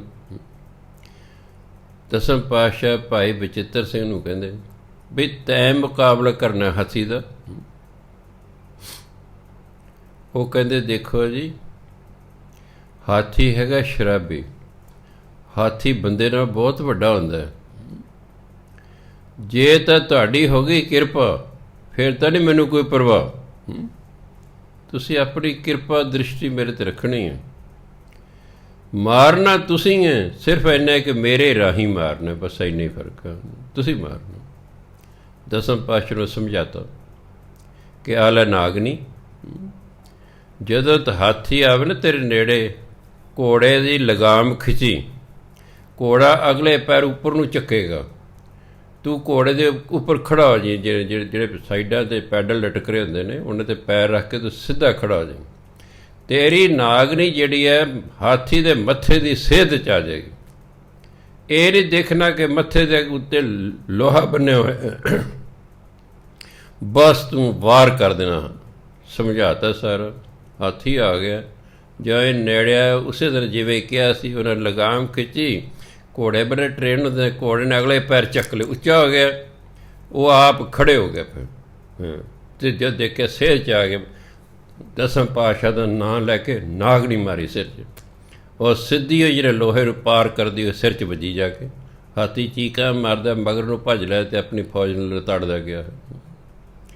ਸੋ ਤਾਂ ਕਰਤਾ ਜਿਹੜਾ ਹੈ ਕਰ ਵੀ ਸਕਦਾ ਅਤੇ ਕਿਸੇ ਤੋਂ ਕਰਾ ਵੀ ਸਕਦਾ ਹੈ। ਉਹ ਸਮਰੱਥ ਹੁੰਦਾ, ਉਹ ਜੋ ਮਰਜ਼ੀ ਕਰਾ ਸਕਦਾ ਹੈ। ਦੇਖੋ ਛੱਜੂ ਝਿਓਰ ਹੈ, 8ਵੇਂ ਪਾਤਸ਼ਾਹ ਪੰਜੋਖੜੇ ਪਹੁੰਚੇ ਨੇ। ਉਹ ਪੰਡਿਤ ਨੂੰ ਸ਼ੰਕਾ ਹੋ ਗਈ ਵੀ ਤਾਂ 6.5-7 ਸਾਲ ਦਾ ਜਵਾਕ ਹੈ, ਇਹਨੂੰ ਕੀ ਗਿਆਨ ਹੋਏਗਾ। ਉਹਨਾਂ ਦਾ ਖਿਆਲ ਸੀ ਵੀ ਗਿਆਨ ਤਾਂ ਵੇਦ ਪੜ੍ਹ ਕੇ ਆਉਂਦਾ ਹੈ।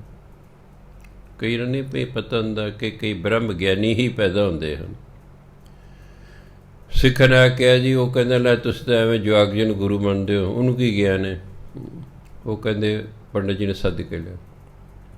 ਹਾਂਜੀ ਪੰਡਿਤ ਜੀ ਤੁਹਾਨੂੰ ਕੀ ਸ਼ੰਕਾ ਹੈ। ਕਹਿੰਦੇ ਮੈਨੂੰ ਇਹ ਸ਼ੰਕਾ ਹੈ ਕਿ ਗਿਆਨ ਹੋਣ ਲਈ ਤਾਂ ਬਹੁਤ ਸਾਰੀਆਂ ਕਿਤਾਬਾਂ ਪੜ੍ਹਨੀਆਂ ਪੈਂਦੀਆਂ, ਤੁਹਾਡੀ ਦੀ ਉਮਰ ਹੀ ਛੋਟੀ ਹੈ ਅਤੇ ਤੁਹਾਨੂੰ ਕੀ ਗਿਆਨ ਹੋ ਸਕਦਾ ਹੈ। ਉਹ ਕਹਿੰਦੇ ਤੂੰ ਕੀ ਚਾਹੁੰਦਾ ਹੈ। ਕਹਿੰਦੇ ਮੈਂ ਤਾਂ ਤਾਂ ਮੰਨਾਂਗਾ ਜੀ ਗੀਤਾ ਦੇ ਜਿਹੜੇ ਸ਼ਲੋਕ ਨੇ ਉਹਦੇ ਅਰਥ ਕਰੋ। ਹੁਣ ਗੀਤਾ ਸੰਸਕ੍ਰਿਤ 'ਚ। ਕਹਿੰਦੇ ਦੇਖ ਸਾਡੀ ਤਾਂ ਗੱਲ ਹੀ ਛੱਡ, ਤੂੰ ਕੋਈ ਪਿੰਡ ਦਾ ਅਨਪੜ੍ਹ ਬੰਦਾ ਲੈ ਆ, ਅਸੀਂ ਉਸੇ ਤੋਂ ਕਰਾ ਦਿੰਦੇ ਹਾਂ। ਉਹ ਛੱਜੂ ਝਿਓਰ ਨੂੰ ਲੈ, ਗੁਰੂ ਮਹਾਰਾਜ ਨੇ ਛੱਜੂ ਝਿਓਰ ਦੇ ਸਿਰ 'ਤੇ ਆਪਣੀ ਸੋਟੀ ਰੱਖੀ। ਸੋਟੀ ਰੱਖਦੇ ਸਾਰੀ ਉਹ ਗਿਆਨ ਹੋ ਗਿਆ ਉਹਨੂੰ ਹਰ ਪ੍ਰਕਾਰ ਦਾ। ਕਹਿੰਦੇ ਪੰਡਿਤ ਜੀ ਬੋਲੋ। ਹੁਣ ਪੰਡਿਤ ਜੀ ਸਸੇ ਸ਼ਲੋਕ ਬੋਲਦੇ ਨੇ। ਛੱਜੂ ਝਿਓਰ ਅਨਪੜ੍ਹ ਵਿਦਵਾਨਾਂ ਦੀ ਤਰ੍ਹਾਂ ਉੱਤਰ ਦੇ ਰਿਹਾ ਹੈ। 5-7 ਸ਼ਲੋਕਾਂ ਜਦੋਂ ਅਰਥ ਕੀਤੇ ਨਾ, ਪੰਡਿਤ ਪੋਥੀ ਰੱਖ ਕੇ ਗੁਰੂਆਂ ਦੇ ਚਰਣੀ ਟਹਿ ਪਿਆ। ਕਹਿੰਦੇ ਜੇ ਇੱਕ ਅਨਪੜ੍ਹ ਬੰਦਾ ਤੁਹਾਡੀ ਕਿਰਪਾ ਨਾਲ ਐਡਾ ਵੱਡਾ ਵਿਦਵਾਨ ਹੋ ਸਕਦਾ, ਫਿਰ ਤੁਹਾਡੇ ਤਾਂ ਪਤਾ ਨਹੀਂ ਕਿਹਦੀ ਕਿਰਪਾ ਹੋਣੀ ਹੈ। ਨਿਸ਼ਾ ਕਰਾਤੇ ਕਰਤਾ ਕਰ ਵੀ ਸਕਦਾ, ਕਰਾ ਵੀ ਸਕਦਾ ਹੁੰਦਾ ਹੈ। ਉਹ ਜਿਸ ਤੋਂ ਮਰਜ਼ੀ ਜੋ ਕਰਾ ਲੈ। ਕਹਿੰਦੇ ਜੇ ਪਰਮਾਤਮਾ ਚਾਹੇ ਕੀੜੀ ਹਾਥੀ ਨੂੰ ਮਾਰ ਸਕਦੀ ਹੈ, ਕਿੱਥੇ ਕੀੜੀ ਕਿੱਥੇ ਹਾਥੀ। ਜੇ ਪਰਮਾਤਮਾ ਚਾਹੇ ਕੀੜੀ ਤੋਂ ਹਾਥੀ ਨੂੰ ਮਰਵਾ ਸਕਦਾ ਹੈ। ਇਸ ਲਈ ਆਪੇ ਕਰਤਾ ਕਰੇ ਕਰਾਏ, ਆਪੇ ਸ਼ਬਦ ਗੁਰ ਮਨ ਵਸਾਏ। ਗੁਰੂ ਦੇ ਦਿੱਤੇ ਸ਼ਬਦ ਨੂੰ ਆਪ ਹੀ ਜੀਵ ਦੇ ਮਨ 'ਚ ਵਸਾ ਦਿੰਦਾ ਹੈ। ਸਾਨੂੰ ਤਾਂ ਨਾਮ ਭੁੱਲਿਆ ਰਹਿੰਦਾ ਨਾ, ਕਿੰਨਾ ਸਮਾਂ ਭੁੱਲ ਜਾਣਾ ਵਾਹਿਗੁਰੂ ਵਾਹਿਗੁਰੂ ਕਰਨਾ। ਜਦੋਂ ਕਿਤੇ ਯਾਦ ਹੁੰਦਾ ਫਿਰ ਲੱਗ ਜਾਂਦਾ ਵਾਹਿਗੁਰੂ ਵਾਹਿਗੁਰੂ ਕਰ। ਉਹ ਪਰਮਾਤਮਾ ਜੇ ਚਾਹੇ ਤਾਂ ਮਨ 'ਚ ਵਸਾ ਦਿੰਦਾ, ਫਿਰ ਨਾਮ ਕਦੇ ਭੁੱਲਦਾ ਹੀ ਨਹੀਂ ਹੈਗਾ। ਲੇਟੇ ਹੋ ਤਾਂ ਵੀ ਵਾਹਿਗੁਰੂ ਆਈ ਜਾਏਗਾ, ਤੁਰਦੇ ਹੋ ਤਾਂ ਵੀ, ਬੈਠੇ ਹੋ ਤਾਂ ਵੀ। ਸ਼ਬਦੇ ਉਪਜੈ ਅੰਮ੍ਰਿਤ ਬਾਣੀ। ਨਾਮ ਜਪ ਜਪ ਕੇ ਅੰਦਰ ਇੱਕ ਐਸੀ ਅਵਸਥਾ ਪੈਦਾ ਹੁੰਦੀ ਹੈ ਕਿ ਅੰਦਰ ਬਾਣੀ ਆਉਣੀ ਸ਼ੁਰੂ ਹੋ ਜਾਂਦੀ ਹੈ। ਦੇਖੋ 73 ਸਾਲ ਦੀ ਉਮਰ ਤੱਕ ਗੁਰੂ ਅਮਰਦਾਸ ਮਹਾਰਾਜ ਨੇ ਕੋਈ ਬਾਣੀ ਨਹੀਂ ਲਿਖੀ। 73 ਸਾਲ ਦੀ ਵਿੱਚ ਗੁਰੂ ਬਣੇ। ਨਾਮ ਦੀ ਇੰਨੀ ਕਮਾਈ ਸੀ, ਬਾਣੀ ਫੁਰਨੀ ਸ਼ੁਰੂ ਹੋ ਗਈ ਤੇ ਲਿਖਣੀ ਸ਼ੁਰੂ ਕਰਦੇ। ਨਾਮ 'ਚ ਇੰਨੀ ਤਾਕਤ ਹੈ ਕਿ ਅੰਦਰ ਆ ਰੱਬੀ ਬਾਣੀ ਪੈਦਾ ਹੋ ਜਾਂਦੀ ਹੈ। ਇਸ ਲਈ ਕਹਿੰਦੇ ਗੁਰੂ ਮਹਾਰਾਜ ਕਹਿੰਦੇ ਸ਼ਬਦੇ ਉਪਜੈ ਅੰਮ੍ਰਿਤ ਬਾਣੀ। ਇਹ ਪ੍ਰਮਾਤਮਾ ਦੇ ਨਾਮ ਰਹੇ ਅੰਦਰ ਅੰਮ੍ਰਿਤ ਬਾਣੀ ਪੈਦਾ ਹੋ ਜਾਂਦੀ ਹੈ। ਗੁਰਮੁਖ ਆਖ ਸੁਣਾਵਣੇ। ਫਿਰ ਜਿਹੜਾ ਗੁਰਮੁਖ ਹੁੰਦਾ ਉਸ ਬਾਣੀ ਨੂੰ ਕਹਿੰਦਾ ਹੈ ਅਤੇ ਦੂਜਿਆਂ ਨੂੰ ਸੁਣਾਉਂਦਾ ਹੈ। ਆਪੇ ਕਰਤਾ ਆਪੇ ਭੁਗਤਾ, ਬੰਧਨ ਤੋੜੇ ਸਦਾ ਹੈ ਮੁਕਤ। ਸਦਾ ਮੁਕਤ ਆਪੇ ਹੈ ਸੱਚਾ, ਆਪੇ ਅਲਖ ਲਿਖਾਵਣੇ। ਇਹਨੂੰ ਅਲਖ ਨਹੀਂ ਪੜ੍ਹਨਾ, ਲੱਖ ਦਾ ਵਿਰੋਧੀ ਸ਼ਬਦ ਹੈ। ਇਹਨੂੰ ਅਲਖ ਵੀ ਨਹੀਂ ਪੜ੍ਹਨਾ, ਲੱਲੇ ਤਦਕ ਲੱਖ ਨਹੀਂ ਪੜ੍ਹਨੇ ਤਾਂ ਲੱਖ ਦਾ ਵਿਰੋਧੀ ਹੋ ਜਾਏਗਾ। ਲੱਖ ਹੁੰਦਾ ਹੈ ਅੰਦਾਜ਼ਾ ਲਾਉਣਾ, ਸਮਝ ਲੈਣਾ, ਦੇਖ ਲੈਣਾ। ਪਰਮਾਤਮਾ ਅਲਖ ਹੈ, ਉਹ ਸਾਡੀ ਸਮਝ ਤੋਂ ਪਰਾਂ ਹੈ, ਉਹ ਅਦ੍ਰਿਸ਼ ਹੈ। ਪਰਮਾਤਮਾ ਆਪ ਹੀ ਕਰਤਾ ਹੈ, ਆਪੇ ਭੁਗਤਾ, ਆਪ ਹੀ ਭੋਗਣ ਵਾਲਾ ਹੈ। ਸਾਡੇ ਵਿੱਚ ਬੈਠਾ ਉਹ ਭੋਗ ਰਿਹਾ ਹੈ। ਬੰਧਨ ਤੋੜੇ ਸਦਾ ਹੈ ਮੁਕਤ। ਉਹ ਸਭ ਮੋਹ ਮਾਇਆ ਦੇ ਬੰਧਨ ਤੋੜ ਦਿੰਦਾ ਹੈ ਅਤੇ ਜੀਵ ਸਦਾ ਮੁਕਤ ਹੋ ਜਾਂਦਾ ਹੈ।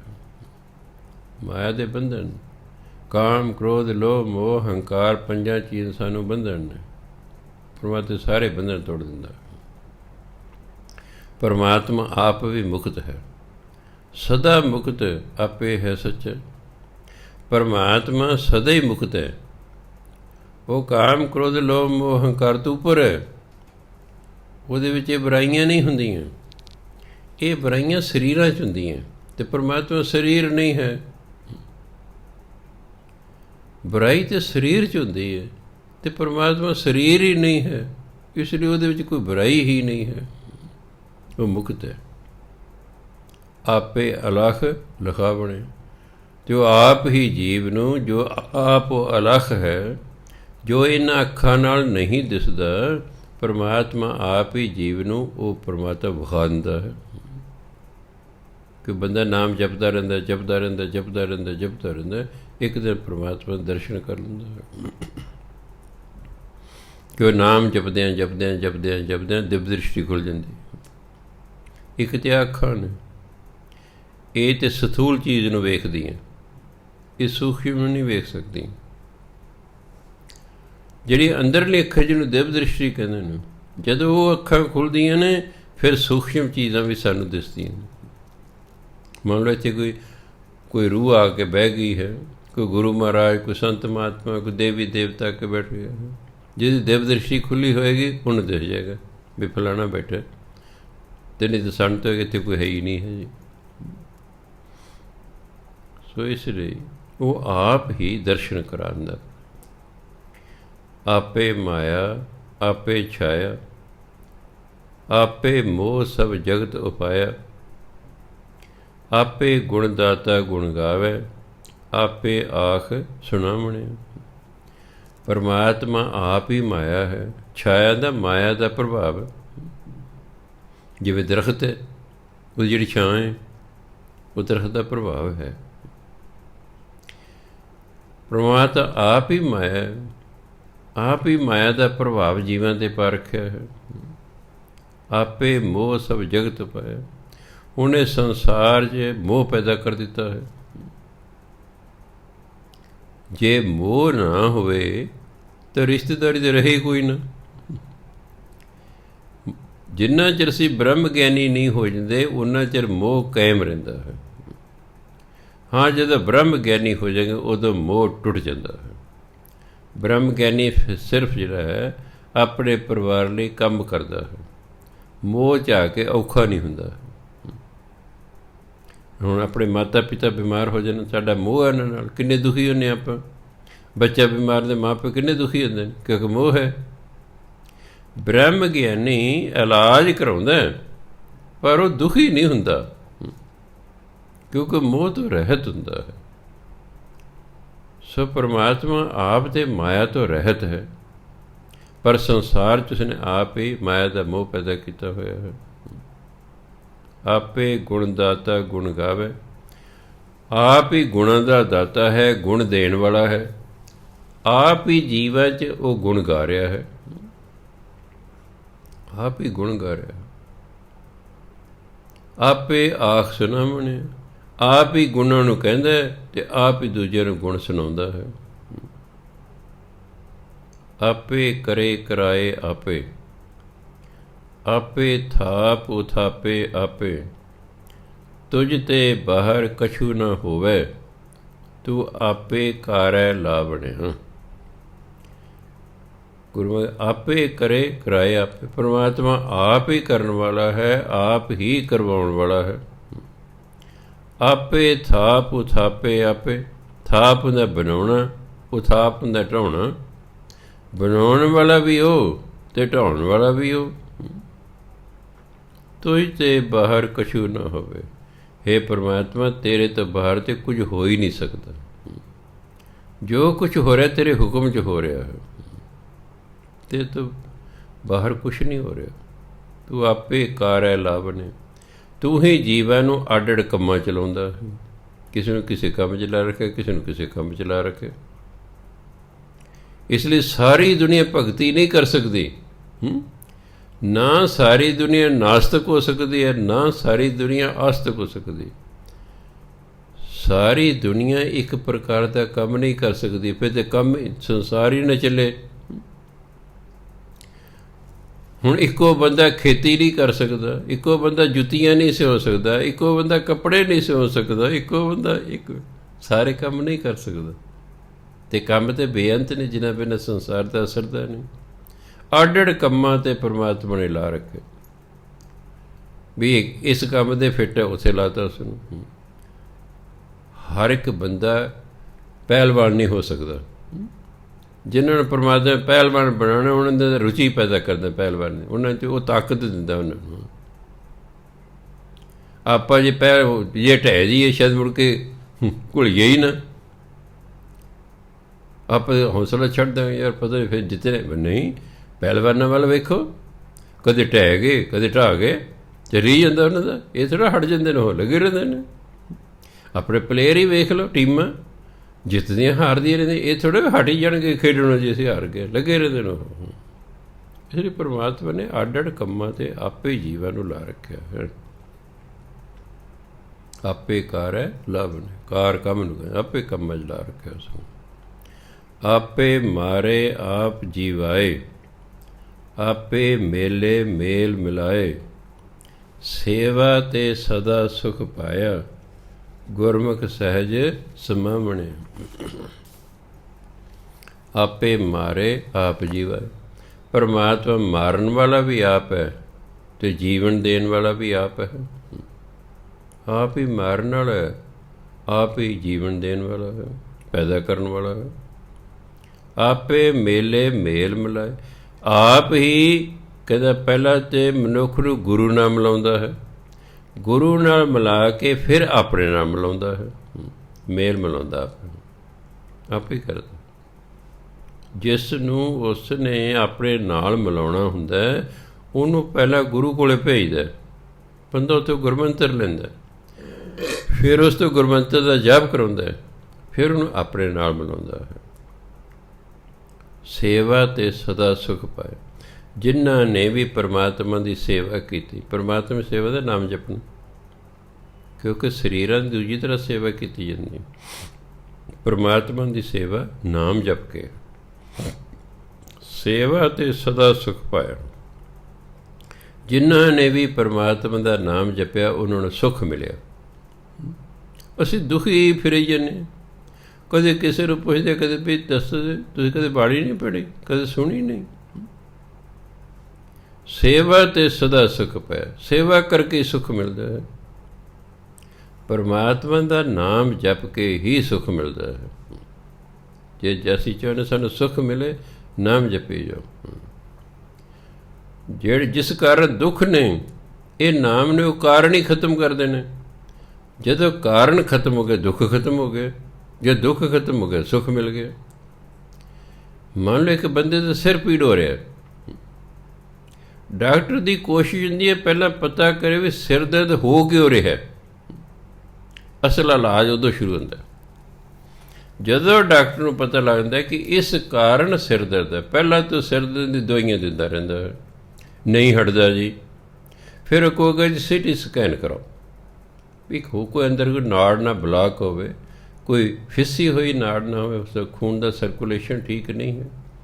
ਜਦੋਂ ਉਹਨੂੰ ਪਤਾ ਲੱਗ ਜਾਂਦਾ ਹੈ ਫਿਰ ਅਸਲ 'ਚ ਫਿਰ ਇਲਾਜ ਸ਼ੁਰੂ ਹੁੰਦਾ ਹੈ। ਫਿਰ ਜਦੋਂ ਦੁੱਖ ਦਾ ਕਾਰਨ ਪਤਾ ਲੱਗ ਗਿਆ ਫਿਰ ਅਸਲ ਇਲਾਜ ਹੁੰਦਾ। ਹੁਣ ਗੁਰੂ ਮਹਾਰਾਜ ਕਹਿੰਦੇ ਸਾਡੇ ਦੁੱਖ ਦਾ ਕਾਰਨ ਸਾਡੇ ਭੈੜੇ ਕੰਮ ਕੀਤੇ ਨੇ ਜਿਹੜੇ। ਹੁਣ ਕੀਤਾ ਕੀ ਜਾਵੇ? ਉਹ ਕਹਿੰਦੇ ਨੇ ਵੀ ਜਿਸ ਕਾਰਨ ਦੁੱਖ ਹੈ ਨਾ ਉਹ ਕਾਰਨ ਦੂਰ ਕਰੋ। ਉਸ ਕਾਰਨ ਨੂੰ ਦੂਰ ਕਰਨ ਦਾ ਢੰਗ ਹੈ ਨਾਮ ਜਪਣਾ। ਨਾਮ ਜਪ ਜਪ ਕੇ ਜਿਸ ਕਾਰਨ ਮੈਨੂੰ ਦੁੱਖ ਹੈ ਮੈਂ ਉਹ ਕਾਰਨ ਖਤਮ ਕਰ ਦਿਆਂਗਾ। ਜਦੋਂ ਕਾਰਨ ਖਤਮ ਹੋ ਗਿਆ ਦੁੱਖ ਆਪਣੇ ਆਪ ਖਤਮ ਹੋ ਜਾਏਗਾ। ਮੇਰੇ ਨਾਲ ਟੀਚਰ ਹੁੰਦਾ ਸੀ, ਅਸੀਂ ਲੁਧਿਆਣੇ ਜ਼ਿਲ੍ਹੇ ਦਾ ਸਰਵਿਸ ਕਰਦੇ ਸੀ। ਉਹਦਾ ਸਿਰ ਦੇ ਮੱਧਮ ਸਿਰ ਦਰਦ ਰਹਿੰਦਾ ਸੀ। ਮੈਂ CMC ਹਸਪਤਾਲ ਲੈ ਕੇ ਗਿਆ, ਹੋਰ ਜਿਹੜੇ ਲੁਧਿਆਣੇ ਹਸਪਤਾਲ ਉਹਨਾਂ 'ਚ ਲੈ ਕੇ ਗਿਆ, ਫਿਰ ਮੈਂ ਪਟਿਆਲੇ ਰਜਿੰਦਰਾ ਹਸਪਤਾਲ 'ਚ ਵੀ ਲੈ ਕੇ ਆਇਆ। ਜਿਸ ਡਾਕਟਰ ਕੋਲ ਲੈ ਕੇ ਜਾਵਾਂ ਉਹ ਕਹਿੰਦਾ ਨਹੀਂ ਜੀ ਇਹਨਾਂ ਤਾਂ ਵਹਿਮ ਹੈ। ਮੈਂ ਜੀ ਵਹਿਮ ਤਾਂ ਨਹੀਂ ਹੈ, ਇਹ ਸਾਇੰਸ ਮਾਸਟਰ ਨੇ। ਅਸੀਂ ਤਾਂ ਲੋਕਾਂ ਦੇ ਵਹਿਮ ਕੱਢਦੇ ਹਾਂ। ਤੁਹਾਨੂੰ ਉਂਝ ਨਹੀਂ ਪਤਾ ਲੱਗ ਰਿਹਾ ਕਿ ਸਿਰ ਦਰਦ ਕਿਉਂ ਹੋ ਰਿਹਾ, ਸਿਰ ਦਰਦ ਇਸ ਦਾ ਹੋ ਰਿਹਾ ਹੈ, ਤਾਂ ਹੀ ਮੈਂ ਨਾਲ ਆਇਆ। ਲਓ ਜੀ, ਜਿਹਨੂੰ ਉੱਚਾ ਪੁਲ ਲੁਧਿਆਣੇ ਦਾ ਹੈ ਜਿੱਥੇ 3 ਬੁੱਤ ਲੱਗੇ ਭਗਤ ਸਿੰਘ ਅਤੇ ਰਾਜਗੁਰੂ ਤੇ ਸੁਖਦੇਵ ਦੇ, ਉੱਥੇ ਸਾਹਮਣੇ ਮੇਰੀ ਨਿਗਾਹ ਪਈ, ਜੋਤਸ਼ੀ ਦਾ ਹੱਥ ਮੈਨੂੰ ਵਿਖਾਈ ਦਿੱਤਾ। ਮੈਂ ਚੱਲ ਯਾਰ ਜੋਤਸ਼ੀ ਨੂੰ ਪੁੱਛ ਕੇ ਵੇਖ ਹੀ ਲਈਏ। ਉੱਥੇ ਗਏ, ਪਤਾ ਲੱਗਾ ਵੀ 10 ਰੁਪਈਏ ਇੱਕ ਪ੍ਰਸ਼ਨ ਦੇ। ਭਲੇ ਜ਼ਮਾਨੇ ਸਨ ਉਦੋਂ, ਇਹ ਕੋਈ 72-73 ਦੀ ਗੱਲ। ਮੈਂ 10 ਦਾ ਨੋਟ, ਮੈਂ ਪੰਡਿਤ ਜੀ ਆ ਲਓ 10 ਰੁਪਈਏ, ਪ੍ਰਸ਼ਨ ਮੈਂ ਇੱਕੋ ਪੁੱਛਣਾ, ਇਹ ਮੇਰਾ ਦੋਸਤ ਹੈ, ਆ ਇਹਦਾ ਨਾਮ ਹੈ, ਇਹਦਾ ਸਿਰ ਦਰਦ ਹੁੰਦਾ ਰਹਿੰਦਾ, ਦੱਸੋ ਕਦੋਂ ਹਟੂ? ਉਹਨੇ ਆਪਣੀ ਪੱਤਰੀ ਵੇਖੀ, ਕਹਿ ਜੀ ਵਿਆਹ ਤੋਂ ਬਾਅਦ ਹਟੂ। ਇਹ ਵੀ ਸਿਆਪਾ ਖੜਾ ਹੋ ਗਿਆ।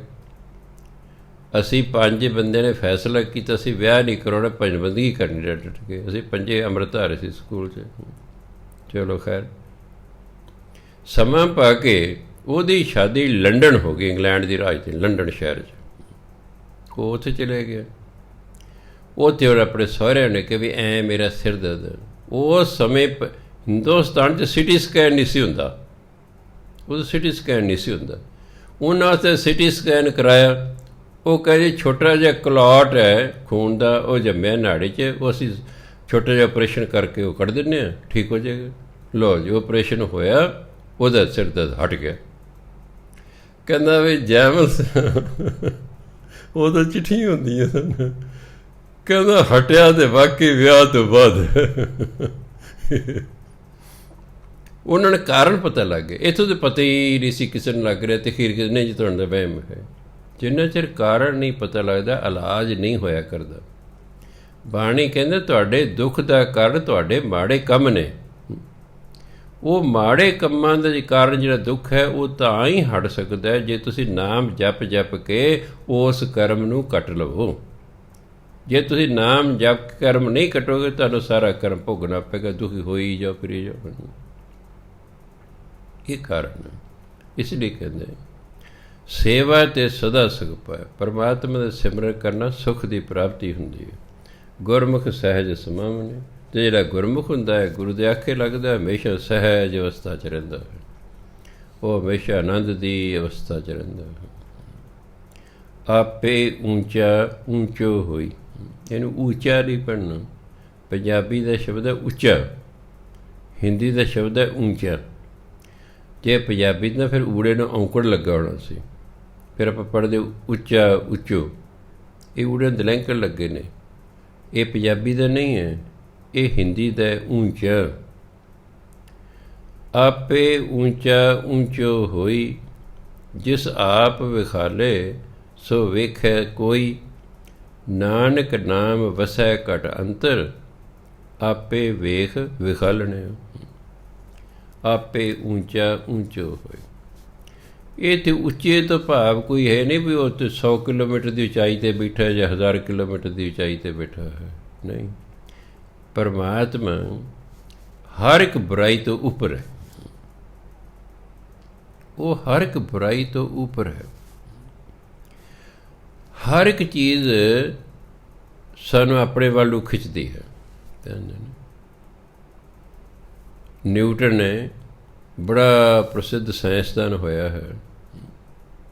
ਇੱਕ ਵਾਰੀ ਉਹਨੂੰ ਹਿਸਾਬ ਘੱਟ ਆਇਆ ਕਰਦਾ ਸੀ, ਟੀਚਰ ਕੁੱਟਦਾ ਸੀ।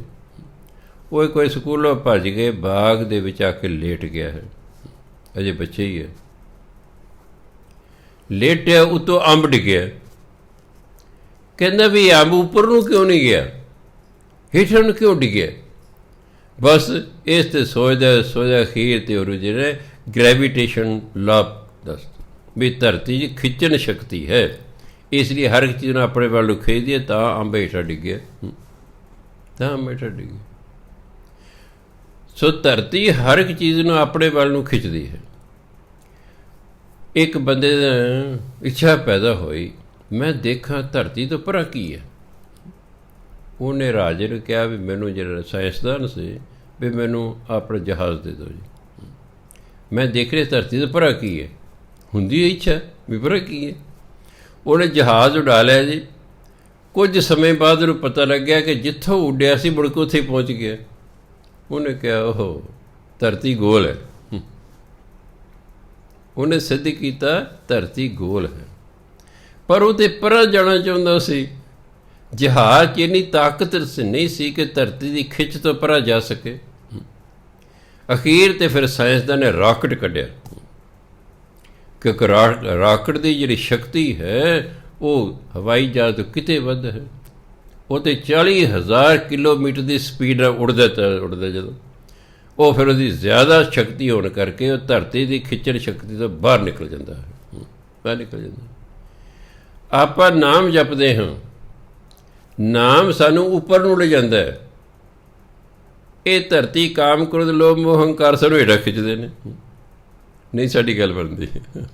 ਅਸੀਂ ਨਾਮ ਜਪੀ ਜਾਂਦੇ ਹਾਂ, ਜਪੀ ਜਾਂਦੇ। ਇੱਕ ਦਿਨ ਐਸਾ ਆਉਂਦਾ ਹੈ ਕਿ ਨਾਮ ਦੀ ਸ਼ਕਤੀ ਅਤੇ ਧਰਤੀ ਦੀ ਖਿੱਚਣ ਸ਼ਕਤੀ ਬਰਾਬਰ ਹੋ ਜਾਂਦੀ। ਜਿਹੜੇ ਕਿ ਇਸ ਅਵਸਥਾ 'ਤੇ ਕਦੇ ਪਹੁੰਚ ਜਾਂਦੇ, ਉਹਨਾਂ ਦਾ ਕਦੇ ਸਰੀਰ ਧਰਤੀ ਨੂੰ ਟੱਚ ਕਰਦਾ, ਕਦੇ ਚੌਕੜੀ ਵਾਰੀ ਧਰਤੀ ਉੱਪਰ ਹੋ ਜਾਂਦੇ, ਕਦੇ ਫਿਰ ਧਰਤੀ ਖਿੱਚਦੀ ਹੈ, ਟੱਚ ਕਰਦਾ, ਫਿਰ ਨਾਮ ਦਾ ਫਿਰ ਉੱਪਰ ਨੂੰ ਹੋ ਜਾਂਦਾ। ਇੱਕ ਐਸੀ ਵੀ ਅਵਸਥਾ ਆ ਸਕਦੀ ਹੈ ਕਿ ਬੰਦਾ ਹਵਾ 'ਚ ਉੱਡ ਸਕਦਾ ਹੈ। ਜਦੋਂ ਗੁਰੂ ਨਾਨਕ ਦੇਵ ਜੀ ਗਏ ਸਨ ਜੋਗੀਆਂ ਕੋਲੇ, ਅਚਲ ਬਟਾਲੇ, ਜੋਗੀ ਹਵਾ 'ਚ ਉੱਡਣ ਲੱਗ ਗਏ। ਹਵਾ 'ਚ ਉੱਡ ਸਕਦਾ ਬੰਦਾ, ਕਿਉਂਕਿ ਉਹਨੇ ਇਸ ਤਰੀਕੇ ਦਾ ਨਾਮ ਜਪਿਆ ਹੁੰਦਾ ਕਿ ਆਪਣੀ ਵੇਟ ਨੂੰ ਉਹ ਘਟਾ ਲੈਂਦਾ, ਹਵਾ 'ਚ ਉੱਡਣਾ ਸ਼ੁਰੂ ਹੋ ਜਾਂਦਾ ਹੈ। ਸੋ ਇਸੇ ਤਰ੍ਹਾਂ ਹੀ ਪਰਮਾਤਮਾ ਜਿਹੜਾ ਹੈ ਕਾਮ, ਕ੍ਰੋਧ, ਲੋਭ, ਮੋਹ, ਹੰਕਾਰ ਇਹਨਾਂ ਸਭ ਤੋਂ ਉੱਪਰ ਹੈ। ਉਹਦੇ 'ਤੇ ਇਹਨਾਂ ਚੀਜ਼ਾਂ ਦਾ ਕੋਈ ਅਸਰ ਨਹੀਂ ਹੈ। ਹੁਣ ਤੁਸੀਂ ਫੌਕਸ ਐਂਡ ਦਾ ਗ੍ਰੇਵਸ ਪੜ੍ਹਿਆ ਹੋਇਆ ਕਰਨ, ਵੀ ਲੂੰਬੜੀ ਨੇ ਅੰਗੂਰ ਵੇਖੇ, ਉਹਦਾ ਖਾਣ ਨੂੰ ਜੀ ਕਰੇ, ਉਹ ਟੱਪਦੀ ਹੈ, ਪਰ ਅੰਗੂਰ ਉਹਦੀ ਪਹੁੰਚ ਤੋਂ ਉੱਪਰ ਨੇ। ਉਹ ਟੱਪ ਟੱਪ ਕੇ ਥੱਕ ਗਈ, ਉੱਥੇ ਤੱਕ ਨਹੀਂ ਪਹੁੰਚੀ, ਅਤੇ ਬੇਸ਼ਰਮ ਹੋਈ, ਕਹਿੰਦੀ ਗ੍ਰੇਵਸ ਆਰ ਸਾਵਰ, ਵੀ ਅੰਗੂਰ ਖੱਟੇ ਨੇ, ਪਹੁੰਚ ਨਹੀਂ ਸਕੀ। ਇਸੇ ਤਰ੍ਹਾਂ ਸਾਡਾ ਇਹ ਜਦੋਂ ਐਸਾ ਅਸੀਂ ਨਾਮ ਜਪ ਜਪ ਕੇ ਸਾਡੇ 'ਚ ਇੰਨੀ ਸ਼ਕਤੀ ਪੈ ਜਾਂਦੀ ਹੈ ਕਿ ਅਸੀਂ ਕਾਮ, ਕ੍ਰੋਧ, ਲੋਭ, ਮੋਹ, ਹੰਕਾਰ ਤੋਂ ਉੱਪਰ ਚਲੇ ਜਾਂਦੇ ਹਾਂ। ਇਹ ਲਾਈ ਜੋ ਜ਼ੋਰ, ਇਹ ਸਾਨੂੰ ਹੇਠ ਨਹੀਂ ਡੇਗ ਸਕਦੇ। ਅਤੇ ਜੇ ਸਾਡੇ 'ਚ ਇੰਨੀ ਸ਼ਕਤੀ ਪੈਦਾ ਨਹੀਂ ਹੋਈ ਤਾਂ ਕਾਮ ਵੱਡੇ ਵੱਡੇ ਸਾਧੂਆਂ ਨੂੰ ਡੇਗ ਕੇ ਜੇਲ੍ਹ ਕਰਾਤੇ, ਕਿਉਂਕਿ ਉਹਨਾਂ 'ਚ ਇੰਨੀ ਸ਼ਕਤੀ ਹੀ ਨਹੀਂ ਸੀ ਜੇ ਪੈਦਾ ਹੋਈ ਕਿ ਇਹਨਾਂ ਬੁਰਾਈ ਤੋਂ ਉੱਪਰ ਉੱਠ ਸਕਦੇ। ਸੋ ਪਰਮਾਤਮਾ ਤਾਂ ਬਹੁਤ ਉੱਚਾ, ਉਹ ਤਾਂ ਬਹੁਤ ਉੱਚਾ। ਜਿਸ ਆਪ ਵਿਖਾਲੇ ਸੋ ਵੇਖੇ ਕੋਈ। ਹੁਣ ਪਰਮਾਤਮਾ ਨੂੰ ਵੇਖਣਾ ਚਾਹੁੰਦਾ ਕੋਈ, ਪਰਮਾਤਮਾ ਨੂੰ ਉਹੀ ਵੇਖਦਾ ਜਿਸ ਨੂੰ ਪਰਮਾਤਮਾ ਆਪ ਵਿਖਾਉਂਦਾ। ਪਰਮਾਤਮਾ ਆਪ ਜਿਸ ਨੂੰ ਦਰਸ਼ਨ ਦਿੰਦਾ ਨਾ, ਉਹੀ ਉਹਨੂੰ ਵੇਖ ਸਕਦਾ। ਨਾਨਕ ਨਾਮ ਵਸੈ ਘਟ ਅੰਤਰ, ਜਦੋਂ ਪਰਮਾਤਮਾ ਦਾ ਨਾਮ ਹਿਰਦੇ 'ਚ ਵਸ ਜਾਂਦਾ ਹੈ, ਆਪੇ ਵੇਖ ਵਿਖਾਲਣ। ਫਿਰ ਬੰਦਾ ਪਰਮਾਤਮਾ ਨੂੰ ਵੇਖ ਵੀ ਲੈਂਦਾ ਅਤੇ ਦੂਜਿਆਂ ਨੂੰ ਵਿਖਾ ਵੀ ਸਕਦਾ ਹੈ। ਸਾਧਨ ਹੈ ਗੁਰਮੰਤਰ। ਜਿੰਨਾ ਵੀ ਸਮਾਂ ਮਿਲੇ, ਉੱਠਦੇ ਬੈਠਦੇ ਤੁਰਦੇ ਫਿਰਦੇ, ਠੀਕ ਹੈ, ਕੰਮ ਧੰਦਾ ਛੱਡਣ ਦੀ ਲੋੜ ਨਹੀਂ। ਸਿੱਖ ਨੂੰ ਇਹ ਨਹੀਂ ਕਿ ਤੂੰ ਕੰਮ ਛੱਡ ਕੇ ਬੈਠ ਜਾ, ਨਹੀਂ, ਅਸੀਂ ਵੇਲੇ ਵੇਲੇ ਪਰਮਾਤਮਾ ਦਾ ਨਾਮ ਜਪਣਾ। ਕੋਈ 8 ਘੰਟੇ ਦੀ ਡਿਊਟੀ ਹੈ, ਆਪਣੀ ਡਿਊਟੀ ਦਿਓ, ਉਸ ਤੋਂ ਬਾਅਦ ਜਿਹੜਾ ਚੜ੍ਹਨ ਕੋ ਵੇਲ ਦਾ ਸਮੇਂ ਉਹ ਕਰੋ। ਤੁਸੀਂ ਜਿਹੜਾ ਗੁਰਮੁਖ ਹੁੰਦਾ ਉਹ ਡਿਊਟੀ ਕਦੇ ਕੁਤਾਹੀ ਨਹੀਂ ਕਰਦਾ, ਕਿਉਂਕਿ ਉਹਨੇ 10 ਨੌਂ ਦੀ ਕਿਰਤ ਕਰਨੀ ਹੁੰਦੀ ਹੈ, ਇਸ ਲਈ ਉਹ ਡਿਊਟੀ ਕਰਦਾ ਤਣਦੇਹੀ ਨਾਲ। ਜਿਹੜੀ ਵੀ ਜਿਸ ਵੀ ਮਹਿਕਮੇ 'ਚ ਕੋਈ ਵੀ ਕੰਮ ਕਰੇ, ਭਾਵੇਂ ਮਜ਼ਦੂਰ ਹੈ, ਜਿਹੜਾ ਗੁਰਮੁਖ ਮਜ਼ਦੂਰ ਹੈਗਾ, ਮਾਲਕ ਹੋਵੇ ਨਾ ਹੋਵੇ, ਉਹਨੇ ਲੱਗੇ ਹੀ ਰਹਿਣਾ। ਜਿਹੜੇ ਘਟੀਆ ਮਜ਼ਦੂਰ ਵੇਖਦੇ ਮਾਲਕ ਤੱਕ ਗਿਆ, ਆ ਬਹਿ ਜਾਓ, ਜੋ ਦੇਖਿਆ ਆ ਰਿਹਾ ਉਹਦੇ ਕੋਲ ਹੋ ਜਾਓ। ਜਿਵੇਂ ਜਵਾਕੀ ਕਦੇ ਖਾਲੀ ਪੀੜ ਹੈ, ਰੌਲਾ ਪਾਈ ਜਾਣਗੇ, ਦੇਖਿਆ ਖਿੜਕੀ 'ਚ ਸਾਰਾ ਆ ਰਿਹਾ, ਫਿਰ ਚੁੱਪ ਕਰ ਜਾਂਦੇ ਨੇ।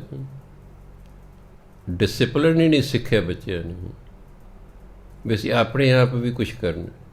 ਡਰ ਕੇ ਜੀਵਨ ਬਤੀਤ ਕੀਤਾ ਕਿ ਕੀ ਕੀਤਾ। ਕਈ ਕਰਮਚਾਰੀ ਵੇਦੇ ਪ੍ਰਿੰਸੀਪਲ ਹੈਗਾ, ਲੱਗੇ ਨੇ ਕੰਮ 'ਤੇ, ਪ੍ਰਿੰਸੀਪਲ ਗਿਆ, ਆਪ ਵੀ ਟਿੰਡ ਫੜੀ ਚੱਕੀ ਆ ਵੀ ਤੁਰ ਗਏ। ਉਹ ਕੋਈ ਜੀਵਨ ਹੈ? ਉਹ ਗੁਰਮੁਖ ਨਹੀਂ ਹੁੰਦੇ। ਗੁਰਮੁਖ ਬਿਨਾਂ ਕਿਸੇ ਡਰ ਤੋਂ ਆਪਣੀ ਡਿਊਟੀ ਕਰਦਾ ਰਹਿੰਦਾ ਹੈ। ਉਹਨੂੰ ਕੋਈ ਵੇਖ ਰਿਹਾ ਚਾਹੇ ਨਹੀਂ ਵੇਖ ਰਿਹਾ, ਉਹ ਕਹਿੰਦਾ ਮੈਨੂੰ ਪੈਸੇ ਮਿਲਦੇ ਨੇ, ਮੈਨੂੰ ਪੈਸੇ ਮਿਲਦੇ ਨੇ। ਇਸ ਲਈ ਜਿਹੜਾ ਗੁਰਮੁਖ ਹੁੰਦਾ ਉਹ ਆਪਣਾ ਨਾਮ ਜਪਦਾ ਰਹਿੰਦਾ, ਜਪਦਾ ਰਹਿੰਦਾ, ਜਪਦਾ ਰਹਿੰਦਾ। ਇੱਕ ਦਿਨ ਪਰਮਾਤਮਾ ਨੂੰ ਵੇਖ ਲੈਂਦਾ, ਅਤੇ ਜਿਹੜਾ ਵੇਖ ਲੈਂਦਾ ਉਹ ਫਿਰ ਵਿਖਾ ਵੀ ਸਕਦਾ ਹੈ। ਸੋ ਸਾਧ ਸੰਗਤ ਜੀ, ਆਪਾਂ ਨੇ ਜਿੱਥੇ ਆਪਣੇ ਸੰਸਾਰ ਕੰਮ ਧੰਦੇ ਕਰਨੇ, ਉੱਥੇ ਭਜਨ ਬੰਦਗੀ ਕਰਕੇ ਵੀ ਲੋਕ ਸੁਖੀ ਪਰਲੋਕ ਸਿਲੇ ਦੀ ਅਵਸਥਾ 'ਤੇ ਪਹੁੰਚਣਾ। ਸਮਾਂ ਹੋ ਗਿਆ। ਵਾਹਿਗੁਰੂ ਜੀ ਕਾ ਖਾਲਸਾ, ਵਾਹਿਗੁਰੂ ਜੀ ਕੀ